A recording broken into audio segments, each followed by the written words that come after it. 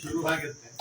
ಆದ್ರೆ ನಾನು ಆ ರೀತಿ ಮಾಡೋದಿಲ್ಲ. ಯಾಕೆಂದ್ರೆ ನಾವಿರೋದೇ ಕಮ್ಮಿ, ಇನ್ನು ಬಹಳ ಆತ್ಮೀಯವಾಗಿ ಮಾಡ್ಬೋದು, ಮಾತಾಡ್ಬೋದು. ಯಾಕೆಂದ್ರೆ ನಾನು ನೂರಾರು ಜನ, ಸಾವಿರಾರು ಜನ ಇರೋ ಸಭೆಗಳೆಲ್ಲ ಮಾತಾಡಿದ್ದೇನೆ.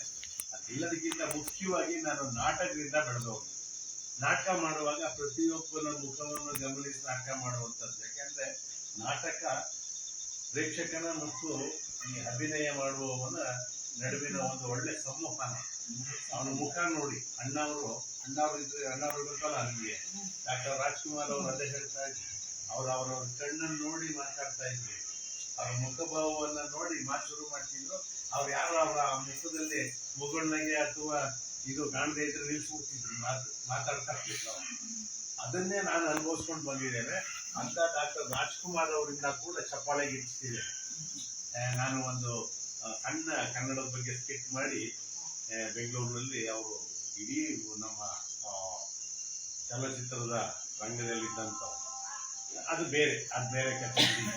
ಈಗ ನಾವು ಮುಖ್ಯವಾಗಿ ಬಂದಿರೋದು ಇಲ್ಲಿ ಪತ್ರ ಸಂಸ್ಕೃತಿಯಿಂದ ನಾವು ಸದಸ್ಯರಾಗಿ, ಅಂದ್ರೆ ನಮ್ಮ ಅವರು ಜಯಂತಿ ಮೇಡಮ್ ಹೇಳಿದಾಗೆ ಒಂದು ಕುಟುಂಬದ ಸದಸ್ಯರೇ ಆಗೋಗ್ಬಿಟ್ಟಿದ್ದೀವಿ ಅಂತಂದ್ರು. ಹಾಗಾಗೋಗ್ಬಿಟ್ಟಿದ್ದೀವಿ ನಾವು. ಯಾಕೆಂದ್ರೆ ಅಲ್ಲಿಗೆ ಬರೋರೆಲ್ಲ ಇವತ್ತಿನ ಒಂದು ದೊಡ್ಡ ದುರಂತ ಅಂದ್ರೆ ಮಾತಾಡ್ತಾ ಇದ್ದೀವಿ ನಾವು ಪರಸ್ಪರ ಮುಖದಿಂದ ಮುಖ. ಮೇಡಮ್ ನಮಸ್ಕಾರ ಮೇಡಮ್, ಚೆನ್ನಾಗಿದ್ದೀರಾ ಒಂದೂ ಕೇಳ್ತಾ ಇಲ್ಲ. ಈಗ ನಾವು ಏನ್ ಸರ್ ಚೆನ್ನಾಗಿದ್ದೀರಾ, ಯಾವ ಕಾಲೇಜ್ ಸರ್ ನೀವು, ಹೌದಾ ಇತಿಹಾಸನ ಸರ್, ಶ್ರವಣಬೆಳಗೊಳದ ಬಗ್ಗೆ ಒಂಚೂರು ಕೊಡಿ ಸರ್, ಯಾವ್ದಾರು ಇದು ಇಲ್ಲ. ಅವ್ರನ್ನ ಕೇಳಲ್ಲ, ಇವ್ರನ್ನ ಕೇಳಲ್ಲ. ಅಣ್ಣ ಒಂದು ಚೆನ್ನಾಗಿ ಆಡ್ತೀರಾ ಕುಮಾರಣ್ಣ, ಒಂದು ಆಟ ಇಲ್ಲ, ಮಾತಾಡ್ತಿಲ್ಲ ನಾವು. ಮಾತಾಡ್ದೇನೆ ನಾವು ಸಂಬಂಧಿಗಳೆಲ್ಲ ಕಳ್ಕೊಂಡ್ಬಿಟ್ಟಿದೀವಿ. ಮನೆಯಲ್ಲೂ ಕೂಡ ಹೆಂಡತಿ ಹತ್ರ ಮಾತಾಡ್ತಿಲ್ಲ, ಮಗಳ ಹತ್ರ ಮಾತಾಡ್ತಿಲ್ಲ, ಮಗನಿಗೆ ಟೈಮ್ ಕೊಡ್ತಾ ಇಲ್ಲ, ಬಾರು ಏನ್ ಆಗ್ತಿದೆ ಅಂತ ಮಾತಾಡ್ತಾ ಇಲ್ಲ ನಾವು. ಹಾಗಾಗಿ ಈ ಮಾನವೀಯ ಸಂಬಂಧಿಗಳು ಕಳೆದೋಗ್ತಾ ಇದೆ. ಈಗ ನಾವು ಅವ್ರು ಹೇಳಿದ್ರು ಬಂದಾಗ, ಹೇಳ್ತೀವಿ ಮೇಡಮ್ ನಾವು ಯಾವುದೋ ಊರ್ಗೋದ್ವಿ ಅಂತ ಹೋದ್ವಿ, ನಮ್ಮ ಮನೆಗೆ ಬರ್ತಿದ್ದೆಗೆ ಓಹೋ ನಮಸ್ಕಾರ ಮೇಡಮ್, ತಮ್ಮ ಪರಿಚಯ ಆಗಲಿಲ್ಲ ಅಂದೆ. ಅವರಿಗೆ ಬಂದಾಗ ನಮಸ್ಕಾರ ಅಂದೆ. ಅವ್ರು ಖುಷಿ ಅಂದ್ರೆ ಒಂದು 5-10 ನಿಮಿಷದಲ್ಲಿ ಇವರೆಲ್ಲ ನಮ್ಮ ಬಳಗ ಹೋಗ್ಬಿಟ್ರು. ಹೇಗೆ ಅದು ಏನ್ ಸಾಧ್ಯವಾಯಿತು? ಅದನ್ನ ನಾವು ರೂಢಿಸ್ಕೊಡುವಂತಹ ಒಂದು ಪದ್ಧತಿಯನ್ನ ನಾವು ಮಾಡ್ಕೊತಾ ಬಂದ್ವಿ, ನಾನು ನಮ್ಮ ಮನೆಯವರೆಲ್ಲ. ಅದಕ್ಕೆ ನಾನು ಏನೇ ಮಾಡಿದ್ರು ಅವರು ಪಂಪ್ ಕೊಡದೇ ಇದ್ರೆ ನಾವು ಅದನ್ನ ದಮ್ಮು ನಾನು ಪತಿ, ಅದು ದಮ್ಮು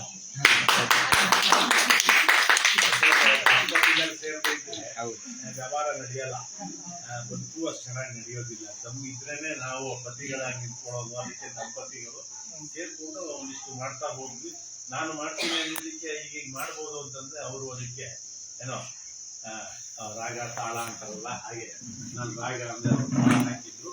ಅದನ್ನ ಸ್ವಲ್ಪ ಕನ್ನಡದಲ್ಲಿ ಮೊದಲು 20 ಜನರ ನಡುವೆ ಪತ್ರ ಬರ್ಕೊತಾ ಇದ್ವಿ. ಆಮೇಲೆ 20 ಜನರನ್ನ ಯಾಕೆ ಬರೀ 25 ಜನರ ನಡುವೆ ಬರ್ಕೋಬೇಕು? ಅವಾಗ ನನಗೆ ಗೊತ್ತಿದ್ದು ನಮ್ಮ ಕಾಲೋನಿಗಳಲ್ಲಿ. ಯಾಕಂದ್ರೆ ನಾನು ಇಂಜಿನಿಯರ್ ಆಗಿ ಕೆಲಸ ಮಾಡ್ತಿದ್ದೆಲ್ಲ ಉತ್ತರ ಕನ್ನಡ ಜಿಲ್ಲೆ, ದಕ್ಷಿಣ ಕನ್ನಡ ಜಿಲ್ಲೆಯಲ್ಲಿ ವರಾಯಿ ಪ್ರಾಜೆಕ್ಟು, ದಾಂಡೇಲಿ ಅಲ್ಲೆಲ್ಲ ಮಾಡ್ತಿದ್ದೆ. ಅಲ್ಲಿ ಕಾಡು ಈ ತರ ಕೆಲಸ ಇಲ್ಲೇ ಇಲ್ಲ, ಏನೋ ಕಾಡು ಒಂದು ಕಾಡು ಏನೋ ಅಂತಹ ಒಂದು ಸಂದರ್ಭದಲ್ಲಿ ನಾವು ಅಲ್ಲೆಲ್ಲ ಕೆಲಸ ಮಾಡುವಂತ ಸಂದರ್ಭದಲ್ಲಿ ಈ ತರದೊಂದು ಗುಂಪು ಕಟ್ಕೊಂಡು ನಾಟಕಗಳು ಮಾಡೋದು. ಟಿವಿ ಇರಲಿಲ್ಲ, ಏನಿರಲಿಲ್ಲ. ಇದು ನಾನು ಮಾತಾಡ್ತಿರೋದು 1980, 79, 80 ನಾನು ಕೆಲಸ ಸೇರಿದ್ದು. 80ರಿಂದ 95ರವರೆಗೂ ಕೂಡ ನಾವು ಒಂದೆಲ್ಲ ಕಾಡು ಮೇಳಗಳೆಲ್ಲ ಇದ್ದವರು ಅಲ್ಲೆಲ್ಲ ಈ ತರ ಸಂಘ ಕಟ್ಕೊಂಡು ನಾಟಕಗಳು ಮಾಡ್ತಿದ್ವಿ, ಎಲ್ಲ ಮಾಡ್ತಿದ್ವಿ. ಅಂತವ್ರಿಗೆ ಮಾತ್ರ ಪತ್ರ ಬರೀತಿದ್ದೆ. ಆ ಪತ್ರದ ಮೂಲಕ ಒಂದಿಷ್ಟು ವಿಚಾರ ವಿನಿಮಯ ಆಯ್ತು. ಅವಾಗ ನಾನು ಒಬ್ಬರಿಗೆ ಏನೋ ಈ ತರ ಒಂದು ಏನೇ ದೇವರ ಸೃಷ್ಟಿಯಲ್ಲಿ ನಾವೆಲ್ಲ ಒಂದೇ ಅಲ್ವಾ, ಅವ್ರಿಗೆ ಮಾತ್ರ ಪ್ರಶಾಂತಿಗೆ ಮಾತ್ರ ಅವ್ನು ಒಳ್ಳೆ ಬುದ್ಧಿ ಕೊಟ್ಬಿಟ್ಟು ದೇವ್ರು, ಈ ದಾಳೆಗೌಡನ ಮಾತ್ರ ಯಾಕೆ ಸಣ್ಣ ಬುದ್ಧಿ ಕೊಟ್ಟಿದ್ದಾನೆ, ನನಗೆ ಯಾಕಂತ ಒಳ್ಳೆ ಬುದ್ಧಿ ಕೊಟ್ಟಿಲ್ಲ, ಇದ್ರಲ್ಲಿ ಯಾವುದು ನಿತ್ಯ ಯಾವುದು ಸತ್ಯ ಅಂತ ಅವ್ರಿಗೊಂದು ಪತ್ರ ಬರುತ್ತೆ. ಆ ಮನುಷ್ಯ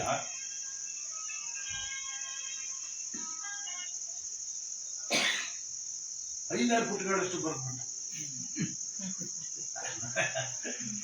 ಆತ ಬ್ರಹ್ಮಚಾರಿ ಮತ್ತೆ ಬಹಳ ವೇದ ಧ್ಯಾನ ಮಾಡಿದವರು, ವೇದ ಉಪನಿಷತ್ತುಗಳನ್ನ ತಿಳ್ಕೊಂಡಂತ ವ್ಯಕ್ತಿ. ವಾಮನ ಮೂರ್ತಿ ಜಯಿಸಿದವನು, ಬಟ್ ಬಹಳ ಬುದ್ಧಿವಂತ. ಸರಿ ಆತನಿಗೆ 6 ಪುಟ ಬರ್ಬಿಟ್ನೆಲ್ಲ ತೆಗೆದೆ ಓದ್ದೆ 2-3 ಸಾರಿ 4 ಸಾರಿ 5 ಸಾರಿ 6 ಸಾರಿ ಓದಿದ್ರು ಈ ದಟ್ಟ ತಲೆಗೆ ಹೋಗ್ಲೇ ಇಲ್ಲ. ಈ ಇಷ್ಟೊಂದು ಬದುಕ್ಬಿಟ್ಟಿದ್ಯಲ್ಲೋ, ಇದೇನು ನನ್ಗೆ ಅರ್ಥ ಆಗ್ಲಿಲ್ಲ, ಯಾವ್ದು ಮುಖ್ಯ ಯಾವ ಸತ್ಯ ಅಂತ ಹೇಳಿದ್ರೆ ನಾನೇ ಬೇರೆ ಕೇಳಿಲ್ಲ. ಸರಿ ಇಲ್ಲ ಬಿಡೋ, ಇದು ಸರಿ ಇಲ್ಲ ಬಿಡೋ ಅಂದಿದ್ರೆ ಮುಗಿಸ್ಕೊಡ್ತಿದ್ದೆ. ಆದ್ರೆ ಅವನು ವಿಚಾರಗಳನ್ನ ಹಂತವಾಗಿ ಅದನ್ನ ಕಣ್ಣಿ ಕಟ್ಟವಾಗಿ ಬರೆದಿದ್ದ. ಸರಿ ಸರಿ, ಈ ಗಣೇಶ ಹಿಂಗ್ ಬರ್ದಿದ್ದಾನಲ್ಲ, ಪಂಕಜ ಮೇಡಮ್ ಬರೆದ್ರೆ ಹೇಗೆ, ಮುನೀರ್ ಅವರಿಗೆ ಬರೆದ್ರೆ ಹೇಗೆ, ಇವನಿದ್ದಾನೆ ಆಲಮ್ ಇದ್ದಾನೆ, ಆಲಮ್ ಬರೆದ್ರೆ ಏನಂತ ಬರೀತಾನೆ, ನೋಡೋಣ ಇವ್ರು ಬರೀತಿದ್ದಲ್ಲ ಗುರುರಾಜ, ಅವನು ಕವನ ಕವಿತಾ ಬರೀತಾನೆ, ಅವನು ಬರೆದ್ರೆ ಹೇಗೆ, ಈ ತರ ಒಬ್ಬೊಬ್ಬರಿಗೆ ನಾನು ಇರೋ 20 ಜನಕ್ಕೂ ಬಂದೆ. ಅವ್ರು ಬರೆದ ಪತ್ರಿಕೆಗಳು ನನ್ನ ಕಣ್ಣನ್ನ ತೆರೆದು ಜೊತೆಗೆ ಜ್ಞಾನ ವಿಕಸನವನ್ನ ಮಾಡ್ತಾರೆ.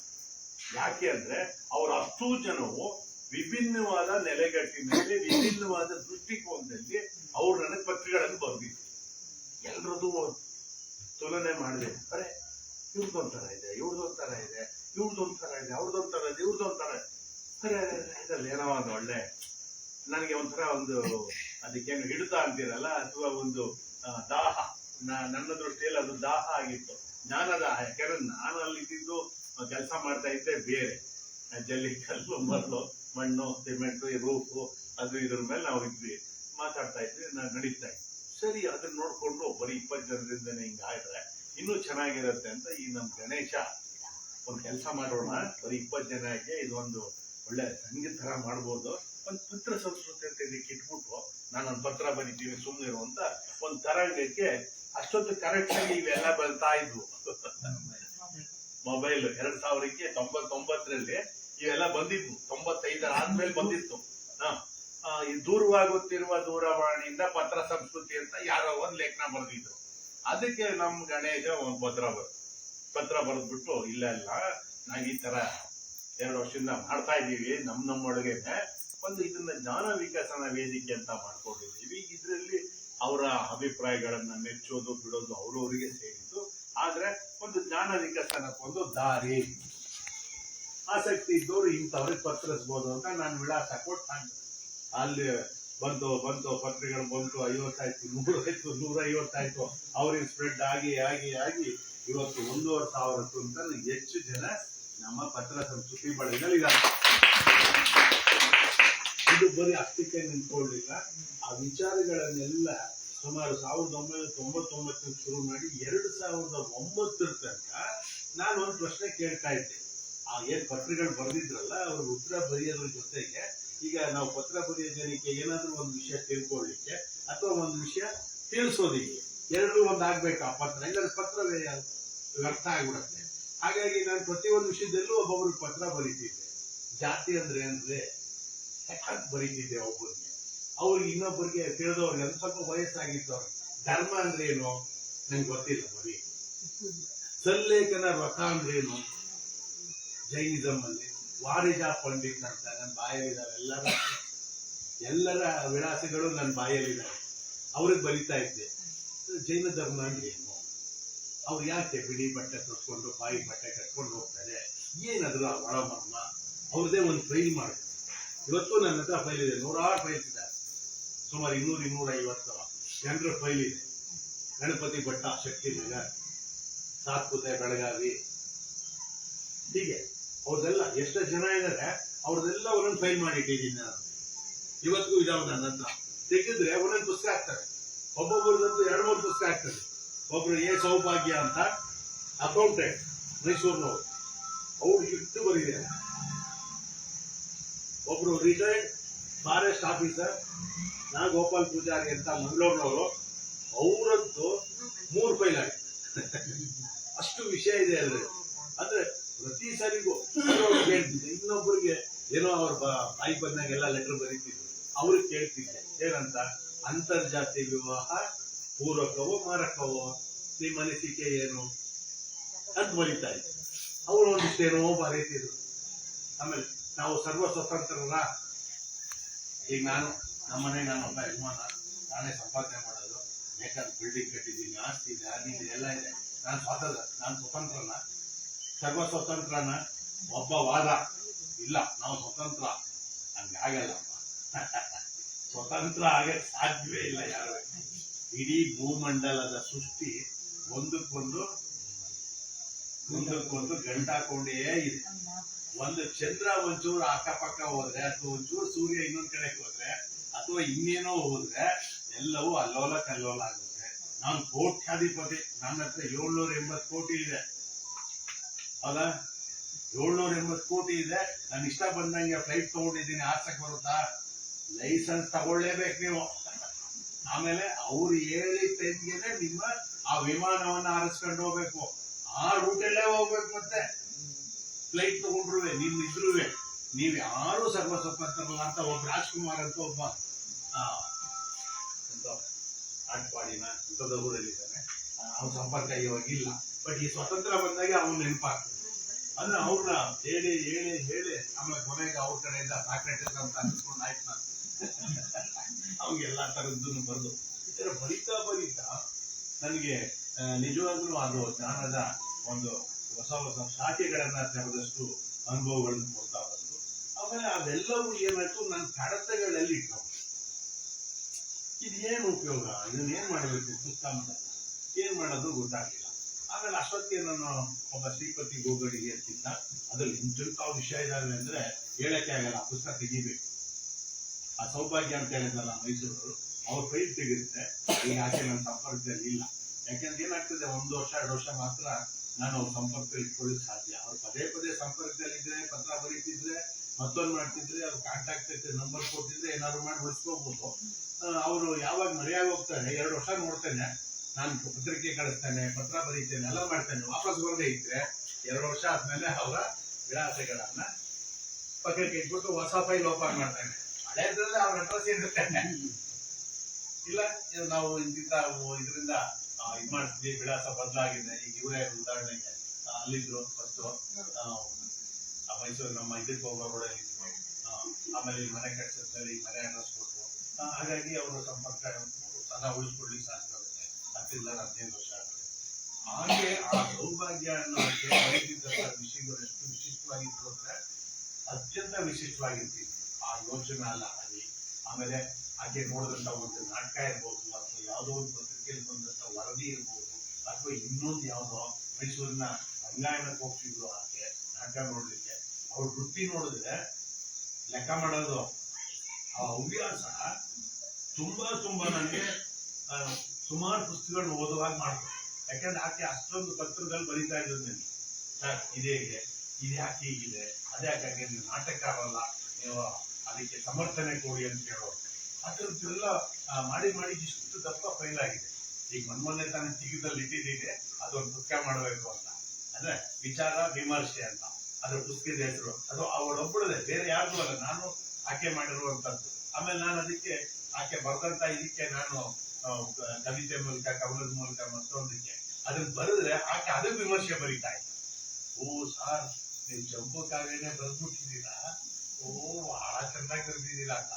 ಅದನ್ನ ಓದ್ತಿದ್ದಕ್ಕೆ ಇದನ್ನ ಬರೆದಿದ್ದ, ನಾವು ಇಷ್ಟೊಂದು ವಿಚಾರಗಳನ್ನ ನಮ್ಮ ತಲೆ ಕುಟ್ಕೊಂಡಿದೀವ ಅಂತ. ಹಾಗೆ ಈ ಪತ್ರ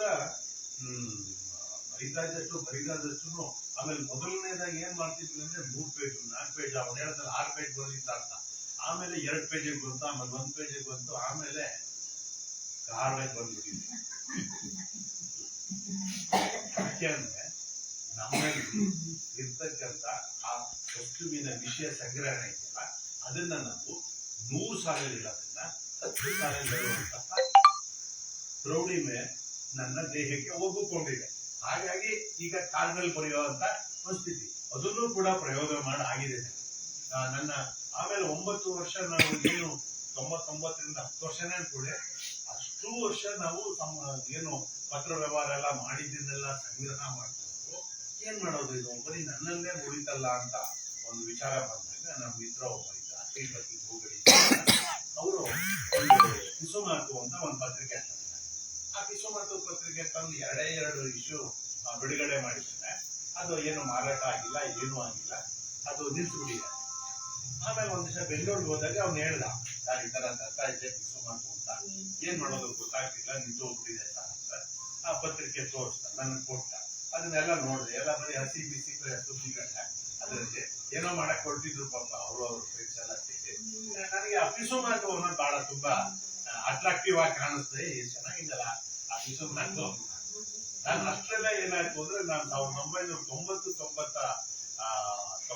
ತನಕ ಬೆಂಗಳೂರಿನಲ್ಲಿ ಇರ್ಬೇಕಾದ್ರೆ ನನ್ಗೆ ಸ್ವಲ್ಪ ಬರೆಯೋ ಹವ್ಯಾಸ ಮತ್ತೆ ಸಂದರ್ಶನ ಮಾಡೋ ಹವ್ಯಾಸ ಎಲ್ಲ ಇತ್ತು. GV ಅಯ್ಯರ್, ನಾಗರತ್ನಮ್ಮ, ರಾಜ್ಕುಮಾರ್ ಅಂತವ್ರನ್ನೆಲ್ಲ ಭೇಟಿ ಮಾಡಿ ಸಂದರ್ಶನ ಮಾಡಿ ಲೇಖನಗಳು ಮಾಡಿದ್ದೆ. ಅವಾಗ್ಲೇ ಒಂದು ರಂಗ ಸಂಗಮ ಅಂತ ಒಂದು ಪತ್ರಿಕೆ ತರ್ತಾರೆ, ಅದಕ್ಕೆ ನಾನೇ ಚೀಫ್ ಎಡಿಟರ್.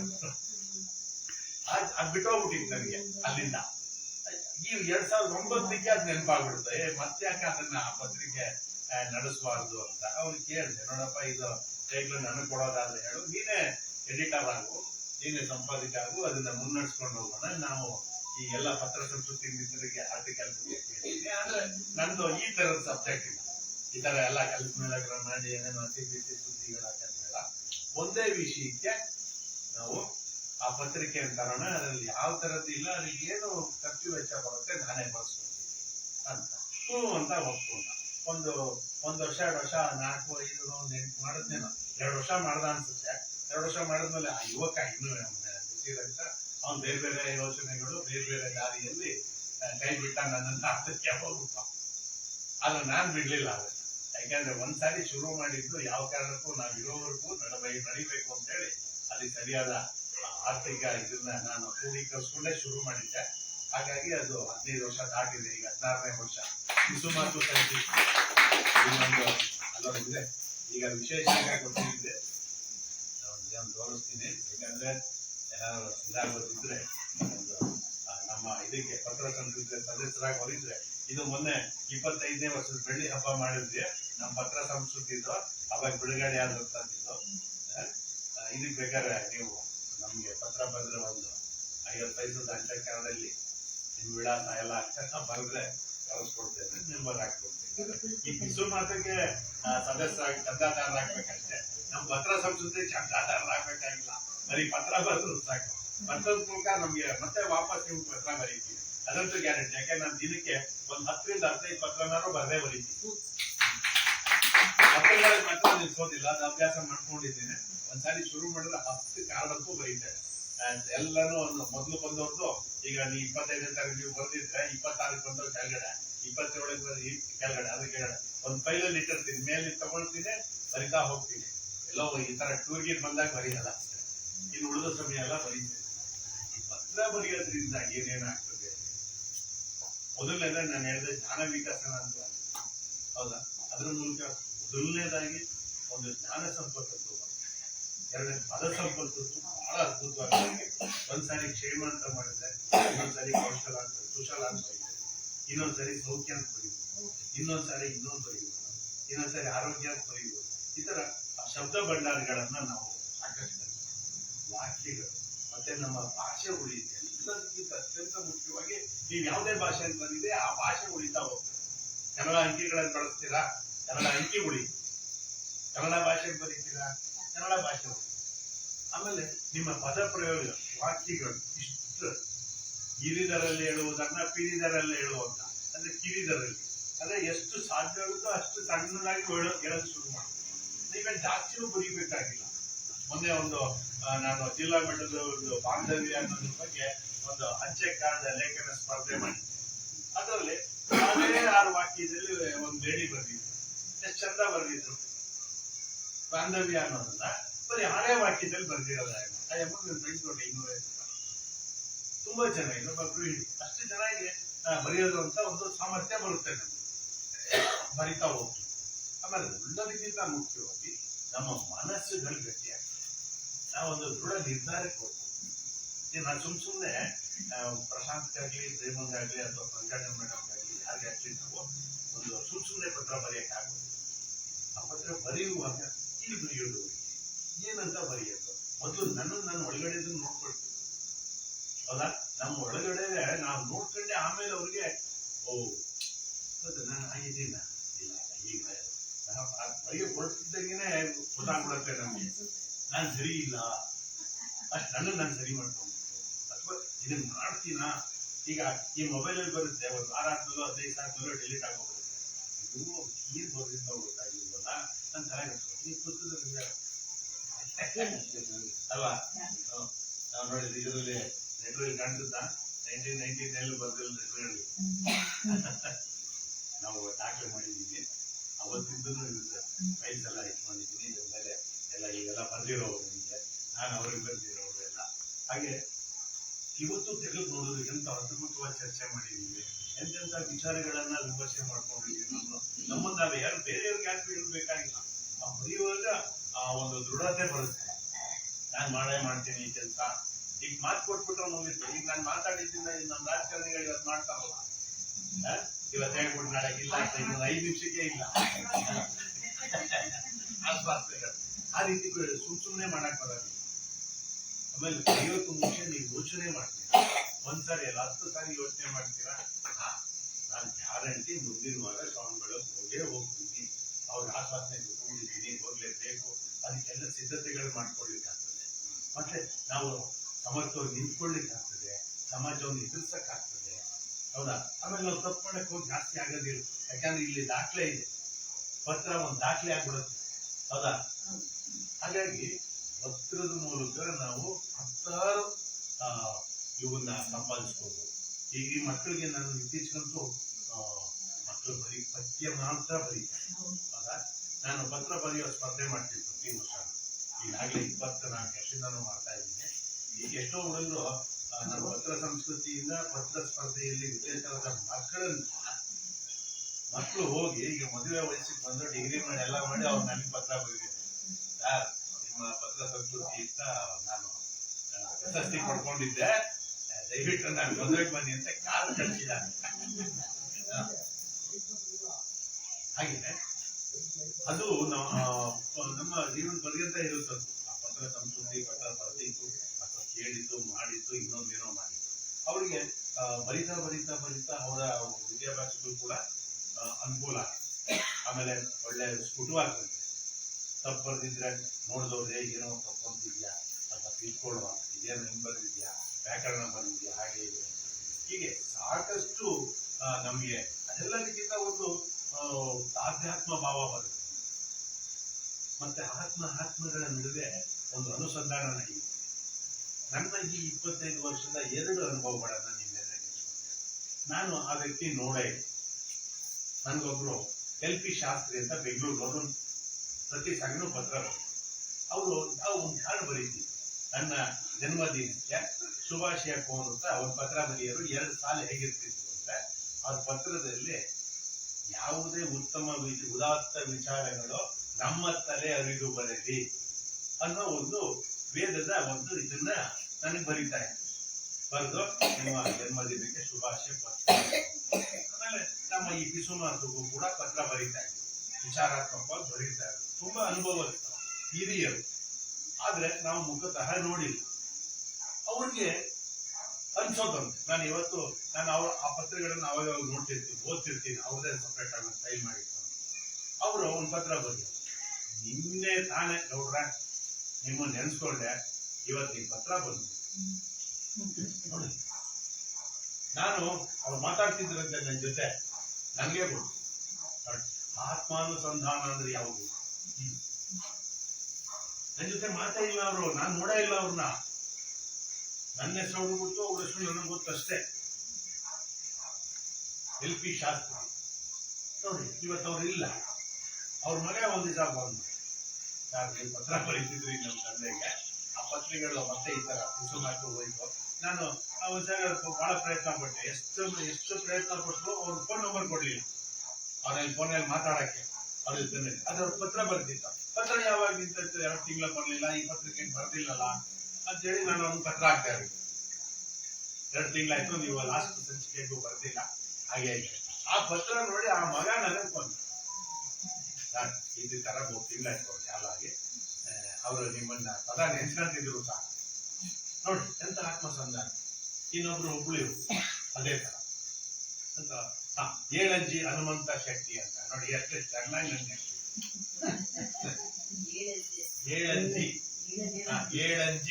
ಏಳಂಜಿ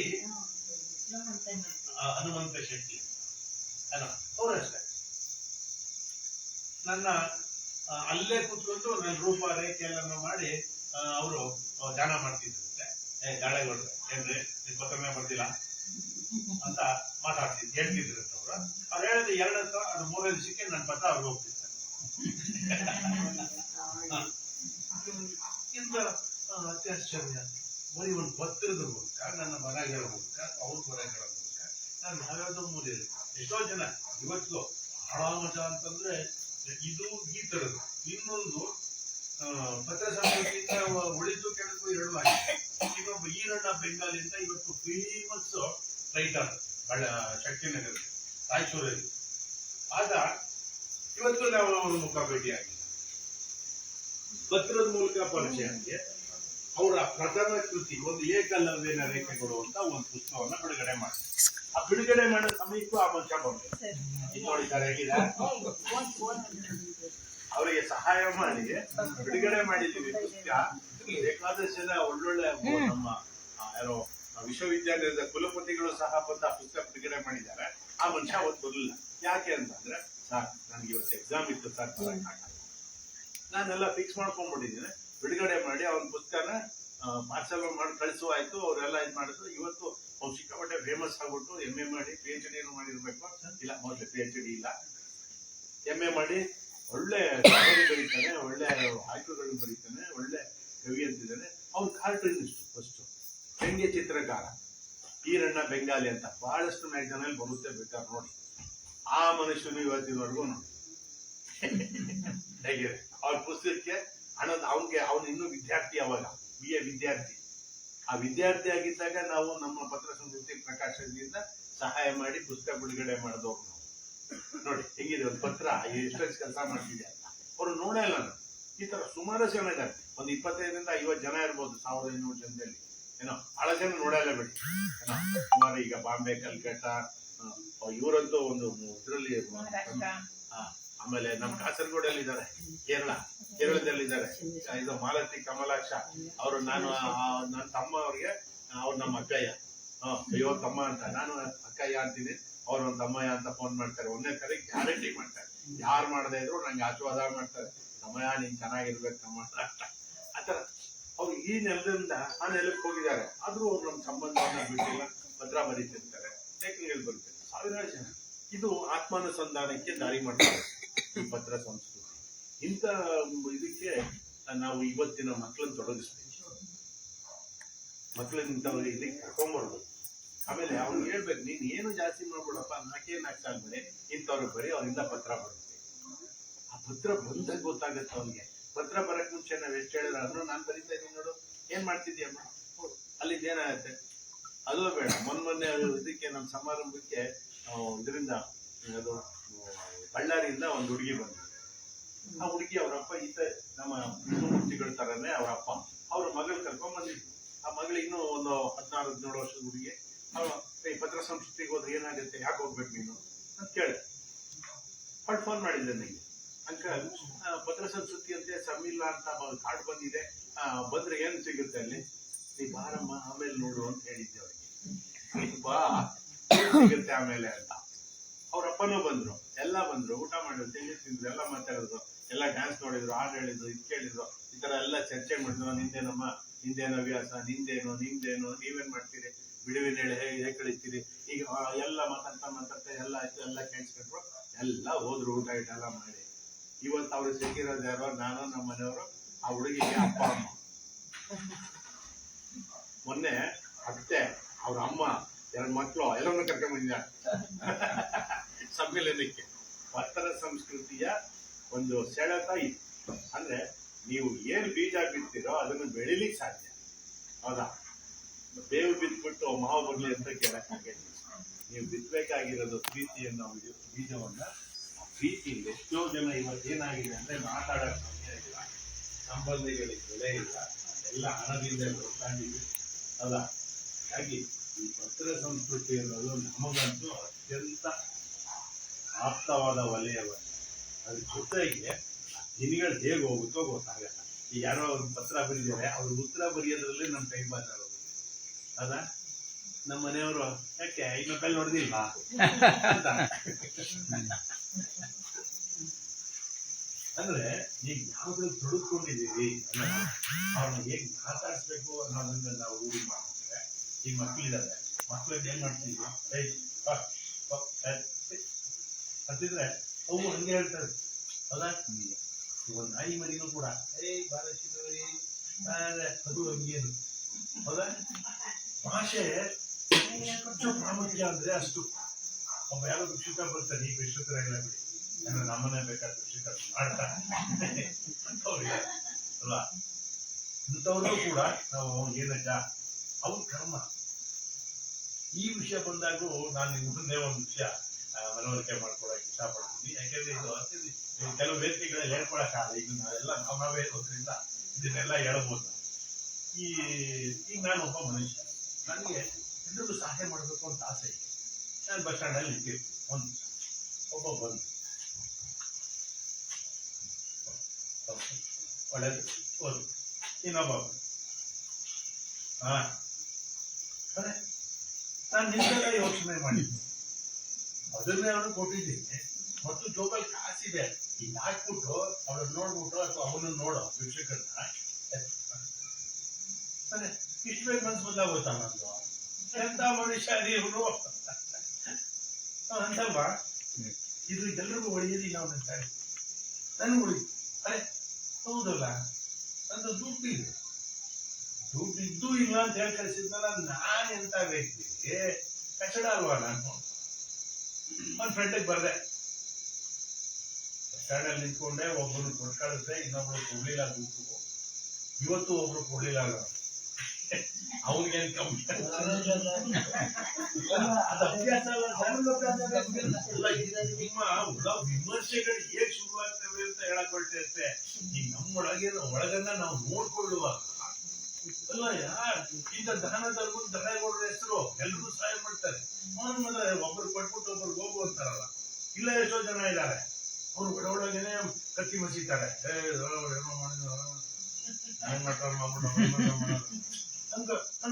ನಾವು ನಮ್ಮ ಕೆ ಪಿ ನಾಗರಾಜ್ ಅಂತ ಶಿವಮೊಗ್ಗದಲ್ಲಿದ್ದಾರೆ ಮೇಡಮ್, ನಮ್ಮ ಫ್ರೆಂಡ್ ಇದರಲ್ಲಿದೆ, ಮ್ಯಾಕ್ಸನಲ್ಲಿದೆ, ತಕ್ಕೊಂಡಿದ್ದೀವಿ ನೋಡಿ, ಇಬ್ಬರು ಆತ್ಮೀಯ ಮಿತ್ರರು.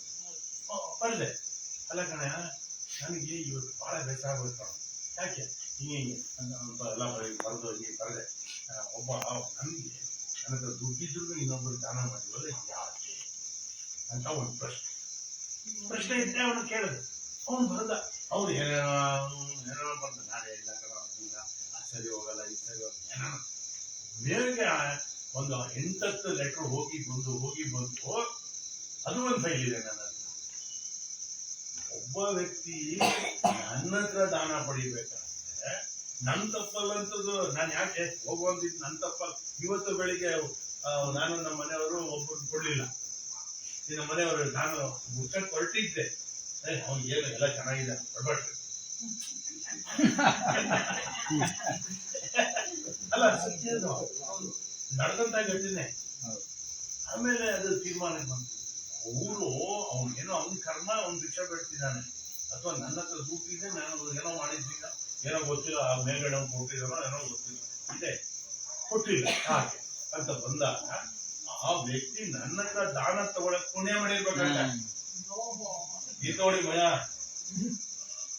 ಮೇಡಮ್ ಹೇಗೆ ಇದು ಈ ಪತ್ರ ಸಂಸ್ಕೃತಿಯಿಂದ ನಂಗೆ ಸಾಧ್ಯವಾಯಿತು. ಆವಾಗ ನನ್ನ ಮನಸ್ಸು ನಿರಾಳ ಆಯ್ತು. ಹೌದಲ್ವಾ, ಇವರೊಬ್ಬರು ಪುಸ್ತಕ ಬಿಡುಗಡೆ ಮಾಡಿ ಅಂತ ಅವ್ರಿಗೆ ಇನ್ನೂ ಚೆನ್ನಾಗಿ ಬರೀಬೇಕು ಅಂತ, ಇನ್ನೊಬ್ಬರು ಚೆನ್ನಾಗಿದೆ ಅಂತ ಬಂತು, ಒಂದು ವಾರದಲ್ಲೇ ಪ್ರಿಂಟ್ ಮಾಡಿ ಬಿಡುಗಡೆ ಮಾಡಿ ಸಮಾರಂಭನೂ ನಡೆಸ್ಕೊಟ್ಬಿಟ್ಟೆ. ಅವ್ರಿಗೆ ಮತ್ತು 6,000 ರೂಪಾಯಿ ನನ್ನ ಕೈಯಿಂದ ದುಡ್ಡಾಕಿ, ಇವ್ರಿಗೆ ಬೇಡ ಅವ್ರಿಗೆ ಮಾಡ್ಕೊಟ್ಬಿಟ್ಟೆ. ಏನ್ ಸ್ವಾಮಿ ತಾಳೆ ಕೊಡ್ರಿ ಅಂತ.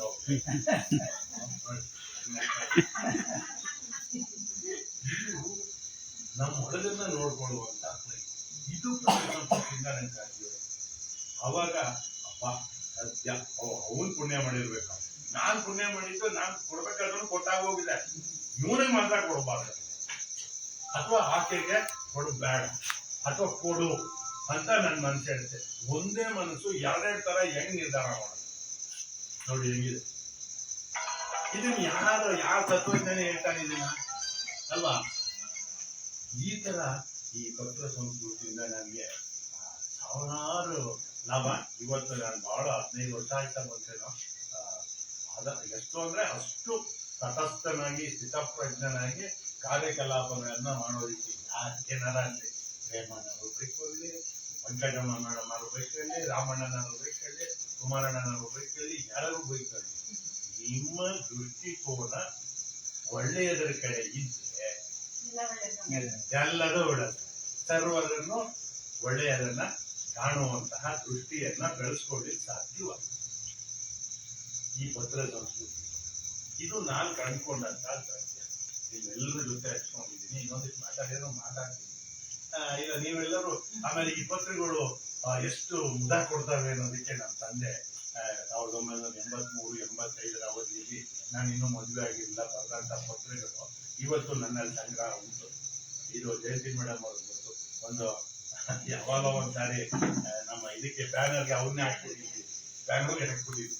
ಅದ್ರಲ್ಲಿ ಒಂದು 1983 ಇಸ್ವಿಲಿ ನನಗೆ ಬರೆದಂತ ಒಂದು ಪತ್ರ. ಅವಾಗ ಇವೆಲ್ಲ ಇರಲಿಲ್ಲ. ಟೆಲಿಕಾಲ್ ಬುಕ್ ಮಾಡಬೇಕಿತ್ತು, ಅಲ್ಲಿಂದ ಅಲ್ಲೇ ಇಡಬೇಕಿತ್ತು, ಇಲ್ಲ ಟೆಲಿಗ್ರಾಮ್ ಕೊಡ್ಬೇಕಿತ್ತು. ಈ ಟೆಲಿಗ್ರಾಮ್ ಸತ್ತೋಗಿದೆ. ಈಗ ನೆಕ್ಸ್ಟ್ ನಮ್ಮ ಸಂಸ್ಕೃತಿನೂ ಸತ್ತೋಗುತ್ತೆ. ಈಗ ಎಲ್ಲ ಪತ್ರ ರಹಿತ ವ್ಯವಹಾರಗಳು ಶುರುವಾಗಿದೆ. ಈ ಪತ್ರ ಬರೆಯೋದು ಕಮ್ಮಿ ಆಗುತ್ತೆ ಅನ್ನೋ ಗೊತ್ತಿಲ್ಲ. 100% ಕಮ್ಮಿ ಆಗಿದೆ. ನಮ್ಮಂತರ ರೂಪಾಯಿ ಉಳಿಸ್ತಾ ಇದ್ದೀವಿ. ಇನ್ನೆಷ್ಟು ವರ್ಷ ಬರ್ತದೋ ಗೊತ್ತಿಲ್ಲ ಅದುವೆ. ಯಾಕಂದ್ರೆ ಎಲ್ಲ ನಿರ್ಧಾರಗಳು ಸರ್ಕಾರದ ಕೈಯಲ್ಲಿತ್ತು. ಹೌದಾ? ಹಾಗಾಗಿ ಆ ಪತ್ರದ ಒಂದು ಪತ್ರವನ್ನು ಓದ್ತಾ ಇದ್ರೆ ಅವ್ರು ಬರೆದಂತ ಪತ್ರದಲ್ಲಿ ಇಡೀ ಆ ಊರಿನ ಚಿತ್ರಣವನ್ನ ಕಟ್ಕೊಡ್ತಾ ಇದ್ರು. ಒಂದು ಇಂಗ್ಲೆಂಡ್ ಲೆಟರ್. ಅದು ಇಂಗ್ಲೆಂಡ್ ಅಂತಿರಲಿಲ್ಲ, ಇಂಗ್ಲೆಂಡ್ ಅಂತಿದ್ರು.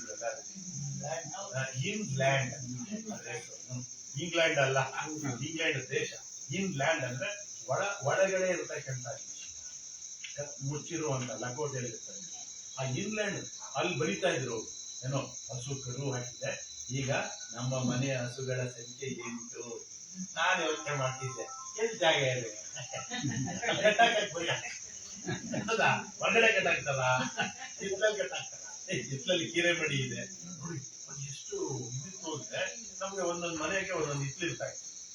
ಹಿಂಗೆ ಯೋಚನೆ ಮಾಡ್ತಿದ್ದೆ. ಅದಾದ್ಮೇಲೆ ಇವರು ಬಾಣಂತನ ಬಂದಿದ್ದಾರೆ, ಇವರು ಕರ್ಕೊಂಡು ಹೋದ್ರು, ಇವರು ಇದಕ್ಕೆ ಹೋದ್ರು, ಇವ್ರು ಹಿಂಗಾಯ್ತು, ಬೆಳೆ ಹಿಂಗ ಹಾಕಿದ್ದೀನಿ, ರಾಗಿ ಅರ್ಧಕ್ಕೆ ಅರ್ಧ ಬಂದಿದೆ ಏನೋ, ಮಳೆ ಜಾಸ್ತಿ ಆಗೋಗಿ ಜೋಗ್ ಹಾಕ್ಬಿಟ್ಟಿದೆ ಅಂತ ಏನೋ. ಬಿಡಪ್ಪ ನಿಮ್ಗೆಲ್ಲ ಗೊತ್ತಾಗ್ತದೆ, ನಾನು ಇಷ್ಟು ಬಂದ್ರು ಸಾಕು ಅಂತ ಇಡೀ. ಆಮೇಲೆ ಆಚೆ ಬೀದಿಯಲ್ಲಿ ಚೌರಣ್ಣನ ಮೊಮ್ಮಗ, ಚೌರಣ್ಣನ ತಾತ ಇದ್ನಲ್ಲೋ, ಅದೇ ಮೀಸೆ 98 ವರ್ಷ ಆಗಿತ್ತು ಕಣ, ಅವ್ರು ಸತ್ತೋಗಿದ್ದಾನೆ. ಆಮೇಲೆ ಇನ್ಯಾರು ಇನ್ಯಾರ್ದು ಏನಿಲ್ಲ ಕಣ, ಕೆರೆ ಮುಕ್ಕಾಲ್ ಭಾಗ ತುಂಬಿದೆ. ಈ ಸಾರಿ ತೋಟಕ್ಕೆ ಗೊಬ್ಬರ ಹೊಡಿಸ್ಬೇಕು. ಇನ್ನು ಹುಡುಗರು ನಿಮ್ಗೆ ಗೊತ್ತಾಗುತ್ತಲ್ಲ ಕಳ್ಸಕ್ಕೆ. ಇಡೀ ಚಿತ್ರಣವನ್ನ ಆ ಒಂದು ಆ ಪತ್ರ ಬರ್ತಿದ್ದು ಎಷ್ಟು ಸಿಕ್ಕಿ 15 ಸಿಕ್ಕಿ. ಅದ್ ನಿರೀಕ್ಷೆ ಇತ್ತಲ್ಲ. ಅವ್ರು ನಾನ್ ಬರ್ದಿರೋ ಪತ್ರ ನಮ್ಮ ಅಪ್ಪ ಏನ್ ಬರೀತಾರೆ ಅನ್ನೋ ನಿರೀಕ್ಷೆ, ಮತ್ತೆ ನಾನು ಅವ್ರಿಗೆ ಬರ್ದಿದ್ದು ಸ್ವಲ್ಪ 15 ಸಾವಿರ ಬೇಕಿಲ್ಲ. ಈ ತರ ಬಸ್ಗಳಾಗ್ಲಿಲ್ಲ, ಒಂದೇ ಒಂದ್ ಬಸ್ ಬರೋದು ಅಂಬಿಕಾನಗರಕ್ಕೆ ಬೆಂಗಳೂರಿಂದ 13 ಗಂಟೆ ಜರ್ನಿ. ಬೆಂಗಳೂರಿಂದಲ್ಲಿ 525 ಕಿಲೋಮೀಟರ್ ದಾಂಡೇಲಿಗೆ ಹೋಗಿದ್ದೆ ಬೆಂಗಳೂರಿಂದ ಅಂತ. ಆಮೇಲೆ ಎದುರುಗಡೆ ಬಸ್ ಬಂದ್ಬಿಟ್ಟು ಅಂದ ತಕ್ಷಣ ಏನ್ ಕೆಳ ಕೇಳಿಸಿ ಎಲ್ಲ ಮಾಡಿ ಲೈಟ್ ಅಂಡ್ ಆಫ್ ಮಾಡಿ ಎಲ್ಲ ಮಾಡಿ ಮತ್ತೆ ಶುರು ಮತ್ತೆ ಎತ್ಕೊಂಡ್ಬಂದು ಮತ್ತೆ ಹೋಗ್ಬೇಕು. ಆ ತರದ ಜರ್ನಿಗಳಿದ್ವು. ಆ ತರ ಆ ಒಂದು ನಿರೀಕ್ಷೆ ಮತ್ತೆ ಅಲ್ಲಿ ಬಂದಂತ ಒಂದು ಖುಷಿ ಇವತ್ತು ಹಿಂಗ್ ಬರ್ತಾರೆ. ಮಗು ಆಯ್ತಾ ಗಂಡು ಗೊತ್ತಾ ಹಾಗೆ ಬಿಡ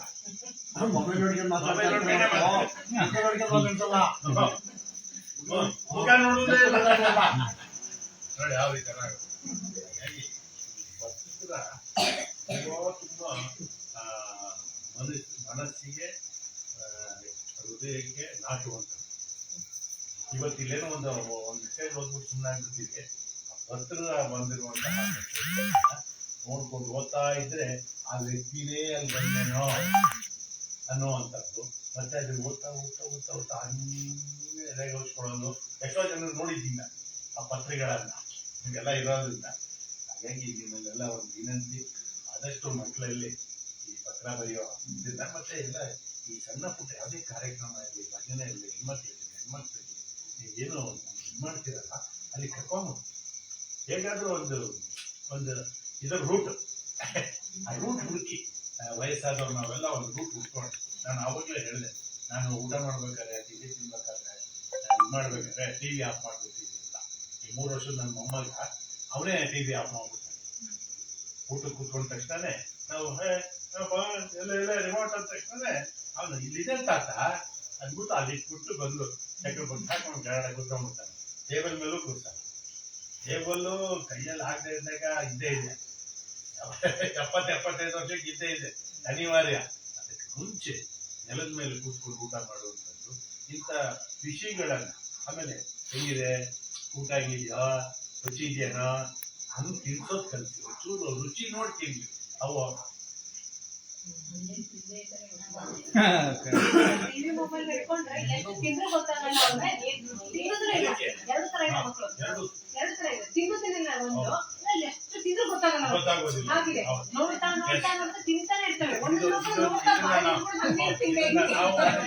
ನಾವು ಮಾಡಿದ್ದು ಹಾಗೆ. ಏನಪ್ಪ ಅಂತಂದ್ರೆ ಒಂದ್ಸಾರಿ ಏನೋ ತಿಂದಿ ಕೇಳಿದ್ವಿ ನಮ್ಮ ಹುಡುಗಿ, ಅವನು ತಿನ್ನಿಲ್ಲ. ಅದಕ್ಕೆ ಅವತ್ತಿಂದ ಟಿವಿ ಆಫ್. ಯಾರೇ ಮನೆಗೆ ಫ್ರೆಂಡ್ಸ್ ಬರ್ಲಿ ಮತ್ತೊಬ್ರು ಬರ್ಲಿ ಟಿವಿ ಆಫ್. ಅವ್ರ ಜೊತೆ ಸಂವಾದ. ಹೇಳಿ ಸರ್ ನಿಮ್ದೆ ಅಂತ, ಎಲ್ಲಿಗೆ ಬಂದಿದ್ವಿ, ಏನು ಅವಾಗ ತನ್ನಿಂತಾನೆ ಎಲ್ರಿಗೂ ಅದು ಪರಿಚಯ ಆಗ್ತಾವ. ನೀವ್ ಹೇಳಿದ್ರೆ ಕೇಳೋಲ್ಲ, ನೀವು ತ್ಯಾಗ ಮಾಡಿ ಮನ್ಸು, ನೀವ್ ಇದನ್ನ ಇಟ್ಬಿಡಿ. ಈಗ ಸಂಜೆಯಿಂದ ಯಾರೋ ಒಬ್ರು ಮಾಡಿರೋದಾ, ಮಧ್ಯಾಹ್ನ ಒಬ್ರು ನನಗೆ ಫೋನ್ ಮಾಡಿದ್ರು. ನಾನು ಫೋನ್ ತೆಗಿಯೋದಿ, ಫೋನ್ ಮಾಡ್ಬಿಟ್ಟು ಏನಪ್ಪ ಎಮರ್ಜೆನ್ಸಿ ನಿಂದು ಏನ್ ಕೆಲಸ, ನಾನು ಮಾಡಬೇಕು. ಈಗಿರೋ ಎಮರ್ಜೆನ್ಸಿ ಇದ್ರೆ ಇಂಥದ್ದು ಇವತ್ತು ಊರಿಗೆ ಹೋಗಿದ್ವಪ್ಪ, ಇಲ್ಲ ಸಮಾರಂಭ ಇದೆ, ನೀವು ತ್ಯಾಗ ಮಾಡಿದ್ರೆ ಆ ಮಕ್ಳೇನಂದ್ರೆ ನೀವು ಒಂದು ಏನು ಮಾಡ್ತೀರ ಅದೇ ಮಾಡಿ. ನಾನು ಆವಾಗಲೇ ಭಾಷೆ ಬಗ್ಗೆ ಹೇಳ್ದೆ, ಹೌದಾ? ನೀವೇನ್ ಹೇಳ್ತೀವಿ, ರೀ ಬರ್ರಿ, ಈಗ ನಮ್ಮ ಮನೆಯವ್ರಿಗೆ ರೀ ಬರ್ರಿ, ಈಗ ನಮ್ಮ ಮಗ ಅವನು ಅಪ್ಪನಿಗೆ ಏನೋ ಏನ್ರಿ ಮೇಡಮ್ ಚೆನ್ನಾಗಿದ್ದೀರಾ, ಏನ್ರಿ ಮೇಡಮ್ ಸ್ವಲ್ಪ ಚಾಕ್ ಕೊಡ್ತೀರಾ ಅಂತ ನಮ್ಮ ಮನೆಯವ್ರ ಮೇಡಮ್ ಅಂತೀರ. ಯಾಕೆ ಅವ್ರಿಗೆ ಗೌರವ ಇಲ್ವಾ, ಗಂಟೆ ಇಲ್ವಾ? ನೀವು ಕಲಿಸ್ಬೇಕು. ಅವ್ರು ಏನ್ ಅನ್ಕೊಂಡ್ಬಿಡ್ತಾರೆ ಅಂದ್ರೆ, ನಾನು ಕಣ್ಣಾರೆ ನೋಡಿರೋ ಸಂಗತಿಗಳು ಅವು. ಒಬ್ಬ ಹುಡುಗಿಗೆ ಹುಡುಗ ಅಥವಾ ಹುಡುಗನಿಗೆ ಹುಡುಗಿ ಅಂತ ಏನಾದ್ರು ಹೇಳಿದ್ರೆ, ಓಹೋ ಈ ಹೆಣ್ಣಿಗೆ ಹಿಂಗೆ ಸ್ಥಾನ, ಇವಳಿಗೆ ಬೆಲೆ ಕೊಡಬಾರ್ದು ಅನ್ನೋದನ್ನ ಕಲ್ತ್ಕೊಡ್ತೀವಿ. ಆಮೇಲೆ ದೊಡ್ಡವಾದ್ಮೇಲೆ ನೀವೇನ್ ಹೇಳಿದ್ರು ಹೆಣ್ಮಕ್ಳು ಗೌರವ ಕೊಡಲ್ಲ. ನಮಸ್ಕಾರ ನಮಸ್ಕಾರ ನಮ್ಗೆ ಏನು ಕೊಡೋದಿಲ್ಲ, ಹಿಂಗೆ ಹೊರಟಾಗೆ ಬೆಳೀತಾರೆ. ನಾನೇ ನಮ್ಮ ಪಕ್ಕದ ಮನೆ ನೋಡಿ ನಮ್ಮ ಮನೆಯವ್ರಿಗೆ ಈ ಕಾರದ ಮೊತ್ತ ಹೇಳ್ಕೊಂಡ್ಬರ್ತೀವಿ. ಏನೋ ನೋಡಿ ಗೌರವ ಯಾವಾಗ ಹೆಂಗಿರುತ್ತೆ. ನಾವು ಬನ್ನಿಯಪ್ಪ ಊಟ ಮಾಡೋಣ ಬನ್ನಿಯಪ್ಪ ಅಂತ ಅಪ್ಪ ಆದ್ರೆ ಅವ್ನ ಮಗ ಆದವನು ಬನ್ನಿಯಪ್ಪ ಅಂತ ಗೌರವದಿಂದ ಕರೀಬೇಕು. ಎಲ್ಲೋ ಕೆಲವು ಸಮುದಾಯಗಳಲ್ಲಿ ನೀನು ತಾಮಂತಿದೆ, ನಾವು ಯಾವ್ದನ್ನ ಬೆತ್ತುತ್ತೀವೋ ಅದೇ ತರ ಬೆಳೆ ಅಲ್ವಾ. ಅದಕ್ಕೋಸ್ಕರ ಅವಕ್ಕೆ ನೀವು ಏನ್ ಮಾತಾಡ್ತೀರಿ, ನೀವೇನ್ ಇದ್ ಮಾಡ್ತೀರಿ ಅಂತ ನಿಮಗ್ ಗೊತ್ತಿರೋ ಜನಾಂಗದಲ್ಲಿ, ನಿಮಗ್ ಗೊತ್ತಿರೋ ಮನೆಗಳಲ್ಲಿ ಮಾಡಿದ್ರೆ ಖಂಡಿತವಾಗ್ಲೂ ಬದಲಾವಣೆ ತರಲಿಕ್ಕೆ ಸಾಧ್ಯತೆ. ಹೌದಾ? ಈ ಪತ್ರದ ಸಂಸ್ಕೃತಿ ಆಗ್ಬೋದು, ಮತ್ತೊಂದಾಗ್ಬೋದು, ಮನುಷ್ಯ ಸಂಬಂಧಗಳು.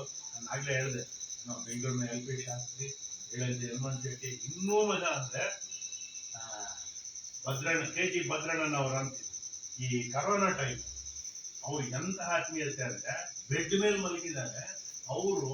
ಹಾಸ್ಯ ಕವಿ, ಕೂತಲ್ಲೇ ನಿಂತಲ್ಲೇ ಯಾರೋ ಆಶು ಕವಿತೆ ಅಂತ ಹೇಳೋದು ಸಂಜಯ್ ಶೆಟ್ಟಿ ಸರ್. ಸಂಜಯ್ ಶೆಟ್ಟಿ ಆಶು ಕವಿ ಅವರು ಅಲ್ಲಲ್ಲೇ 2 ಲೈನ್ ಬರೆಯೋರು. ಬೆಡ್ ಮೇಲೆ ಮಲ್ಕೊಂಡಿದ್ದಾರೆ, ಅವ್ರು ಇನ್ನೇನು ಸಾಯೋ ಸ್ಥಿತಿ ಇದ್ದಾರೆ ಅಂತದ್ರಲ್ಲ ನನ್ ಮೆಸೇಜ್ ಏನೋ ದಾದಿ ಬಂದ್ಲು ನಾನು ಹಾಸಿಗೆ ಮೇಲೆ ಮಲಗಿದ್ದೆ, ಪೇಷಂಟ್ ಜೇರ್ಬಿಟ್ಟು ನೋಡಿದ್ಲು, ಹೊರಗೆ ನಗ್ತಿತ್ತು, ಚುಚ್ಚುದ್ದು 1 ಇಂಜೆಕ್ಷನ್. ಅದ್ ಹಾಗೆ ಒಂದು 2-3 ಅವರ್ಸ್ ಸತ್ತೋಗ್ಬಿಟ್ಟಿದ್ದಾರೆ ಪಾಪ, ನನ್ಗೆ ಗೊತ್ತೇ ಆಗಿಲ್ಲ. ಆಮೇಲೆ ಒಂದು ತುಮಕೂರು ತಗೊಂಡೋಗ್ಬಿಟ್ಟಿದ್ದಾನೆ ಬಾಡಿ ಅವ್ರ ಮಗ. ನಾನ್ ಮಳೆ ಮಾಡ್ತೀನಿ ಫೋನೇ ಇತ್ತು. ಆಮೇಲೆ ಅಷ್ಟ್ ಮಾಡಿ ಆ ಜೋಕ್ ಹಾಕಿದ್ಮೇಲೂ ಒಂದು ಮೆಸೇಜ್ ಮಾಡಿದ್ದಾರೆ ಅವನಲ್ಲಿ.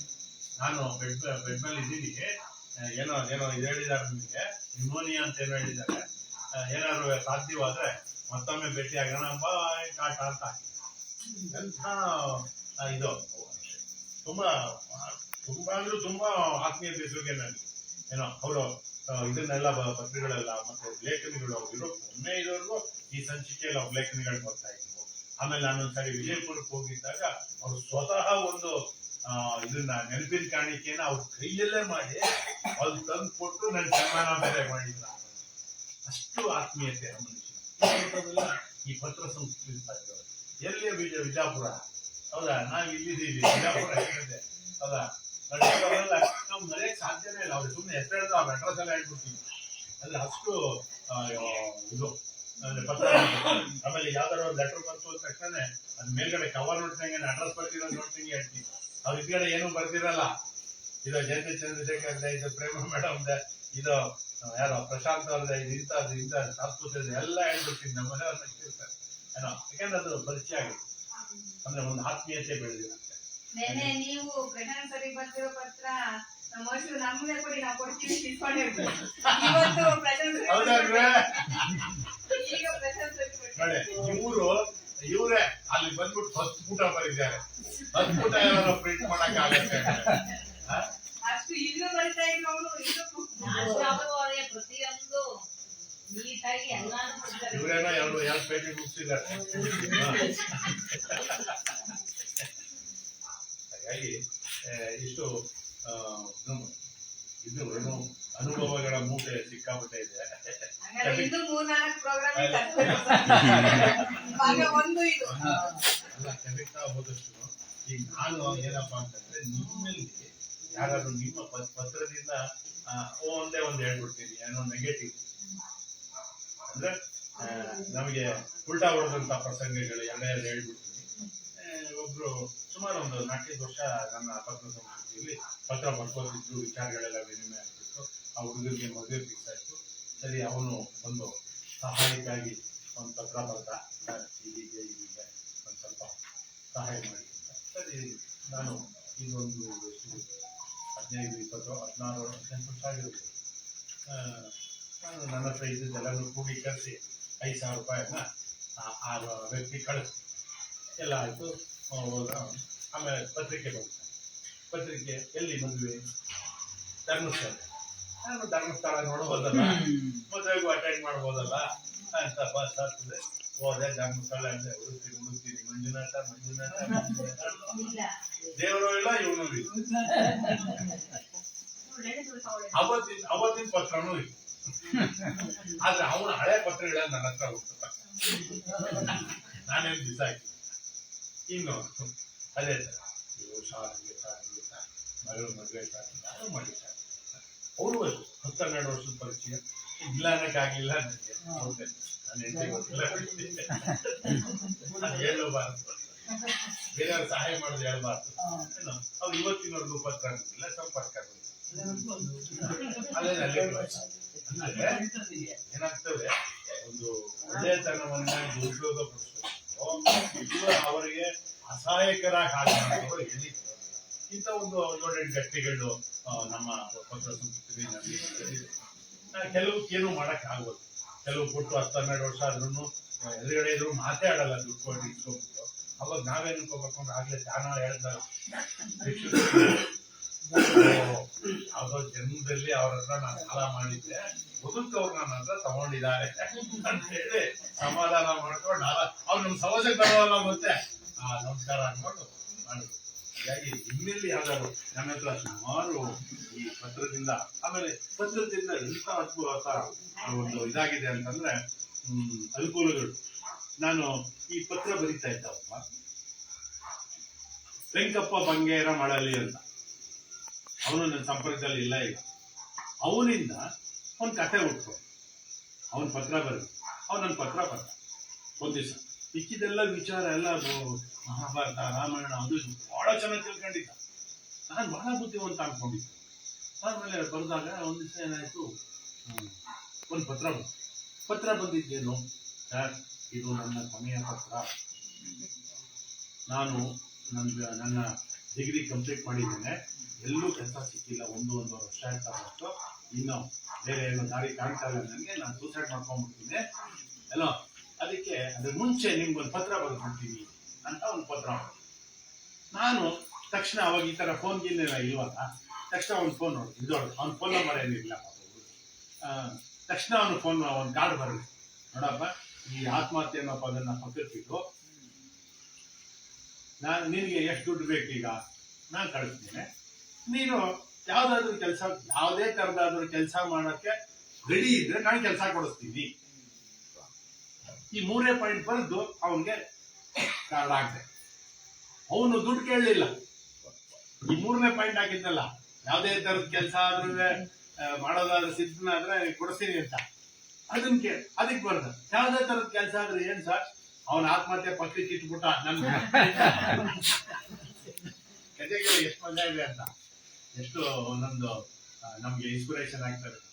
ಆಮೇಲೆ ಬರ್ದ, ನೋಡಪ್ಪ ನೀವ್ ಎಂಥ ಕೆಲಸ ಅಂತಂದ್ರೆ, ಯಾವಾಗ್ಲೂ ನಾವು ಸಂಪಾದನೆ ಮಾಡ್ಬೇಕಾದ್ರೆ ಏಕದಮ್ 1000 ರೂಪಾಯಿ ಸಂಪಾದನೆ ಮಾಡಕ್ ಆಗಲ್ಲ. ನೀನ್ 50 ರೂಪಾಯಿ ಸಂಪಾದನೆ ಮಾಡಕ್ ಶುರು ಮಾಡು. ಅದಕ್ಕಿಷ್ಟೇ ನೀ ಮಾಡ್ಬೇಕಾಗಿರೋದು. ನೀನ್ BA ಅಂತ ಮಾಡಿದ್ಯಲ್ಲ, ಅದನ್ನ ಪಕ್ಕಕ್ಕೆ ಇಟ್ಬಿಡು. ವೈಟ್ ಕಾಲರ್ ಅಂತದ್ದೇ ಜಾಬ್ ಬೇಕು ಅನ್ನೋದನ್ನ ಪಕ್ಕಕ್ಕೆ ಇಟ್ಬಿಡು. ನೀನು ನಿಮ್ಮೂರಿನ ಒಂದು ಬೀದಿಗೆ ಹೋಗು. ಅಲ್ಲಿ ಯಾವ್ದಾದ್ರು ಅಂಗಡಿ ಕಾಣುತ್ತೆ, ಇಲ್ಲ ಗ್ಯಾರೇಜ್ ಕಾಣುತ್ತೆ, ಇಲ್ಲ ಇನ್ನೊಂದ್ ಜನ ಕಾಣುತ್ತೆ. ಅವ್ರಿಗೊಂದು ಕೆಲಸ ಕೊಡಿ ಸರ್ ಅಂತ ಕೇಳ. ಏನ್ ಕೆಲಸ ಮಾಡ್ತೀಯ ಅಂತ ಕೇಳ್ತಾರೆ. ಏನ್ ಬರುತ್ತೆ ಅಂತ ಕೇಳ್ತಾರೆ. ನಮ್ಗೆ ಏನು ಬರಲ್ಲ ಅಂತ ಹೇಳಿ ಅವ್ರು ಕಲಿಸ್ತಾರೆ. ನನ್ ಮತ್ತೆ ಪತ್ರ ಬಂದೆ. ಅವ್ರು ಹಂಗೆ ಮಾಡ್ದ. ನಾನು ಹೇಳ್ದಂಗೆ ಮಾಡಿ ಪ್ರಾಂತಾಗಿ ಸೀದಾ ಹೋದ. ಒಂದು ಇಂಜಿನಿಯರಿಂಗ್ ವರ್ಕ್ಸ್ ಅಂತಿತ್ತು, ಅಲ್ಲಿ ಹೋಗ್ಬಿಟ್ಟು ಕೇಳಿದ್ದಾರೆ, ಏನ್ ಬರುತ್ತೆ ಕೆಲಸ? ಏನೋ ಬರಲ್ಲ ಅಂತ. ಹೌದಾ, ಬಾಯ್ಲಿ ಹಿಡ್ಕ ಈ ಕಪ್ಪಣನ. ಕಟ್ ಮಾಡ್ದ, ಇನ್ನೊಬ್ಬ ಅವನ ಕಟ್ ಮಾಡ್ದ. ಇವ್ ಬರೀ ಇಟ್ಕೊಳ ಕೆಲಸ. ಮೊದಲನೇ ದಿವಸ, 2ನೇ ದಿವಸ ಹಂಗೆ ಕಟ್ ಮಾಡ್ತಾ ಅದು ಇದು ಇಂಜಿನಿಯರ್ ಹತ್ರ ಗೇಟ್ ಮಾಡೋದು, ಇದು ಮಾಡೋದು, ಈ ತರ ಎಲ್ಲ ನಾಡ್ನೆಲ್ಲ ವೆಲ್ಡ್ ಮಾಡೋದು ಅಂತ ಕಂಪ್ನಿಗೆ ಹೋಗಿ ಸೇರ್ಕೊಂಡು ಅಲ್ಲಿ ಹೋದ. ಅವ್ನು ಕೇಳ್ದ, ಅವನೇನೋ ಮಾಡ್ದ. ಅವ್ನಿಗೆ ಊಟ ತಿಂಡಿ ಕೊಟ್ಟ. ಅವನು ಇವ್ನು ಊಟ ತಿಂಡಿ ಮುಗಿತಲ್ಲ, ಕೆಲಸ ಮಾಡಿಸ್ಕೊಂಡಿದ್ದೀವಿ. ಆಮೇಲೆ ಒಂದ್ ಸ್ವಲ್ಪ ದಿವಸ ಆದ್ಮೇಲೆ ಅವರು ಎಲ್ಲ ಆದ್ಮೇಲೆ 1 ತಿಂಗಳು 15 ದಿವಸ ಆಗಿದೆ. ಆ ಓನರ್ ಬಂದು ಇವ್ನು ನೋಡ್ತಾ ಇದ್ದಾನೆ. ಕುರ್ಚಿ ಮೇಲೆ ಕೂತ್ಕೊಂಡು ಈ ಹುಡುಗನ್ ನೋಡ್ತಾ ಇದ್ದಾನೆ. ಏನೋ ನೋಡ್ಬಿಟ್ಟು ಅವ್ರಿಗೇನೋ ಕ್ಲಾಸ್ ಆದಂಗೆ ಆಗ್ಬಿಟ್ಟು ಕರೆದಿದ್ದಾನೆ. ಈ ಬಾಯಿಲಿ, ಹೌದು ನೀ ಏನು ಓದಿದ್ಯಾ? ಅವ್ರಿಗೆ ಅವನು ಓದಿದಾನೆ, ಎಜುಕೇಟೆಡ್ ಅಂತ ಗೊತ್ತಾಗ್ಬಿಟ್ಟಿದೆ ಅವ್ರಿಗೆ. ಏನೋ ನೀವು ಓದಿದ್ಯಾ? ಹ್ಞೂ ಸರ್. ಏನು ಓದಿದ್ಲ? ಮತ್ತೆ ಹೇಳಕ್ಕಿಲ್ವೇನೋ BA ಓದಿದ್ದೀನಿ ಅಂತ. ಆಯ್ಲೆ ಕೆಲಸ ಮಾಡಿದ್ನಿ, ಆ ಕೆಲಸ ಮಾಡ್ಬೇಡ. ಇದ್ದಿದ್ಲು, ನಾನು ಇನ್ನೊಂದು ಇದಿದೆ ನನ್ನ ಬ್ರಾಂಚ್ ಅಲ್ಲಿ, ನಾನು ಅಲ್ಲಿ ನೋಡ್ಕೊತೀನಿ. ಇಲ್ಲಿ ಯಾರು ಬಂದ್ರೆ ಸ್ಕೆಚ್ ಮಾಡ್ಬಿಟ್ಟು ಹಿಂಗೆ ಯಾವ್ಯಾವ ಸೈಜ್ಗೆ ಏನೇನ್ ತರ ಗೇಟ್ ಬೇಕು, ಡಿಸೈನ್ ಬೇಕಾ ನೋಡಿ, ಡಿಸೈನ್ ನೋಡು ಪುಸ್ತಕ, ಇದನ್ನ ತೋರ್ಸು, ಯಾವ್ದು ಬೇಕು ಡಿಸೈನ್ ಅಂತ ನೋಡ್ಕೊಂಬಿಟ್ಟು ಅದನ್ನ ಬರ್ದಿಟ್ಕ, ಯಾವ ಡೈಮೆನ್ಷನ್ ಬೇಕು ಅಂತ ಕೇಳ್ಕೊ ಅವ್ನಿಗೆ. ಅದನ್ನೆಲ್ಲ ಮಾಡಿ ಫಸ್ಟ್ ಅವನ್ನ ಮಾಡಿ, ಅವನ ದುಡ್ಡು ಇದಕ್ಕಿದ್ದಂಗೆ 50 ರೂಪಾಯಿ ಕೊಡ್ತೀವಿ, 150, 200, 300 ಆ ತರ ಕೊಟ್ಟು ರೆಡಿ. ಕೊನೆಗೆ ಅವನೇನಾಗ್ಬೇಕು, ಆ ಕಂಪ್ನಿ ಮ್ಯಾನೇಜರು. ಇದನ್ನೇ ಇಟ್ಕೊಂಡು ನಾನು ಒಂದು ಕತೆ ಬರ್ತೀನಿ. ಇವನ್ ಎಕ್ಸ್ಪೀರಿಯನ್ಸ್ ಇಟ್ಕೊಂಡು ಅವನು ಸೆಟ್ ಆಗ್ಬಿಟ್ಟ ಲೈಫಲ್ಲಿ ಹುಡುಗ. ಅದೆಲ್ಲ ಆದ್ಮೇಲೆ ಅವನು ಇಷ್ಟೆಲ್ಲ ಆಗ್ಬಿಟ್ಟು ಅವನ್ನೆಲ್ಲ ಮಾಡ್ಕೊಂಡು, ಅದೆಲ್ಲ ಆದ್ಮೇಲೆ ಅವನೇ ಒಂದು ಕೊರಿಯರ್ ಕಂಪ್ನಿ ಓಪನ್ ಮಾಡ್ಕೊಂಡ್ಬಿಟ್ಟ. ಈ ಓನರು ಅವ್ನಿಗೆ ಎಲ್ಲ ತರದ್ದು ಸಪ್ಲೈ ಮಾಡ್ಕೊಂಡ. ಅವ್ನು ಒಳ್ಳೆ ತನಿಖೆ, ನೀನು ಬೇಡ ಇಲ್ಲೆಲ್ಲ ವೆಲ್ಡಿಂಗ್ ಇದು ಎಲ್ಲ ಸುಮ್ಮನೆ ಓದಿದ್ಯಾ ಅಂತ ಹೇಳ್ಬಿಟ್ಟು ಒಂದು ಕೊರಿಯರ್ ಅಂಗಡಿ ಓಪನ್ ಮಾಡಿ, ಆ ಕೊರಿಯರ್ ಅಂಗಡಿಗೆ ಅವನೇ ಓನರ್ ಮಾಡ್ಬಿಟ್ಬಿಟ್ಟ. ಅವನು ಈಗ ಒಂದು ಕೊರಿಯರ್ ಅಂಗಡಿ ಓನರ್.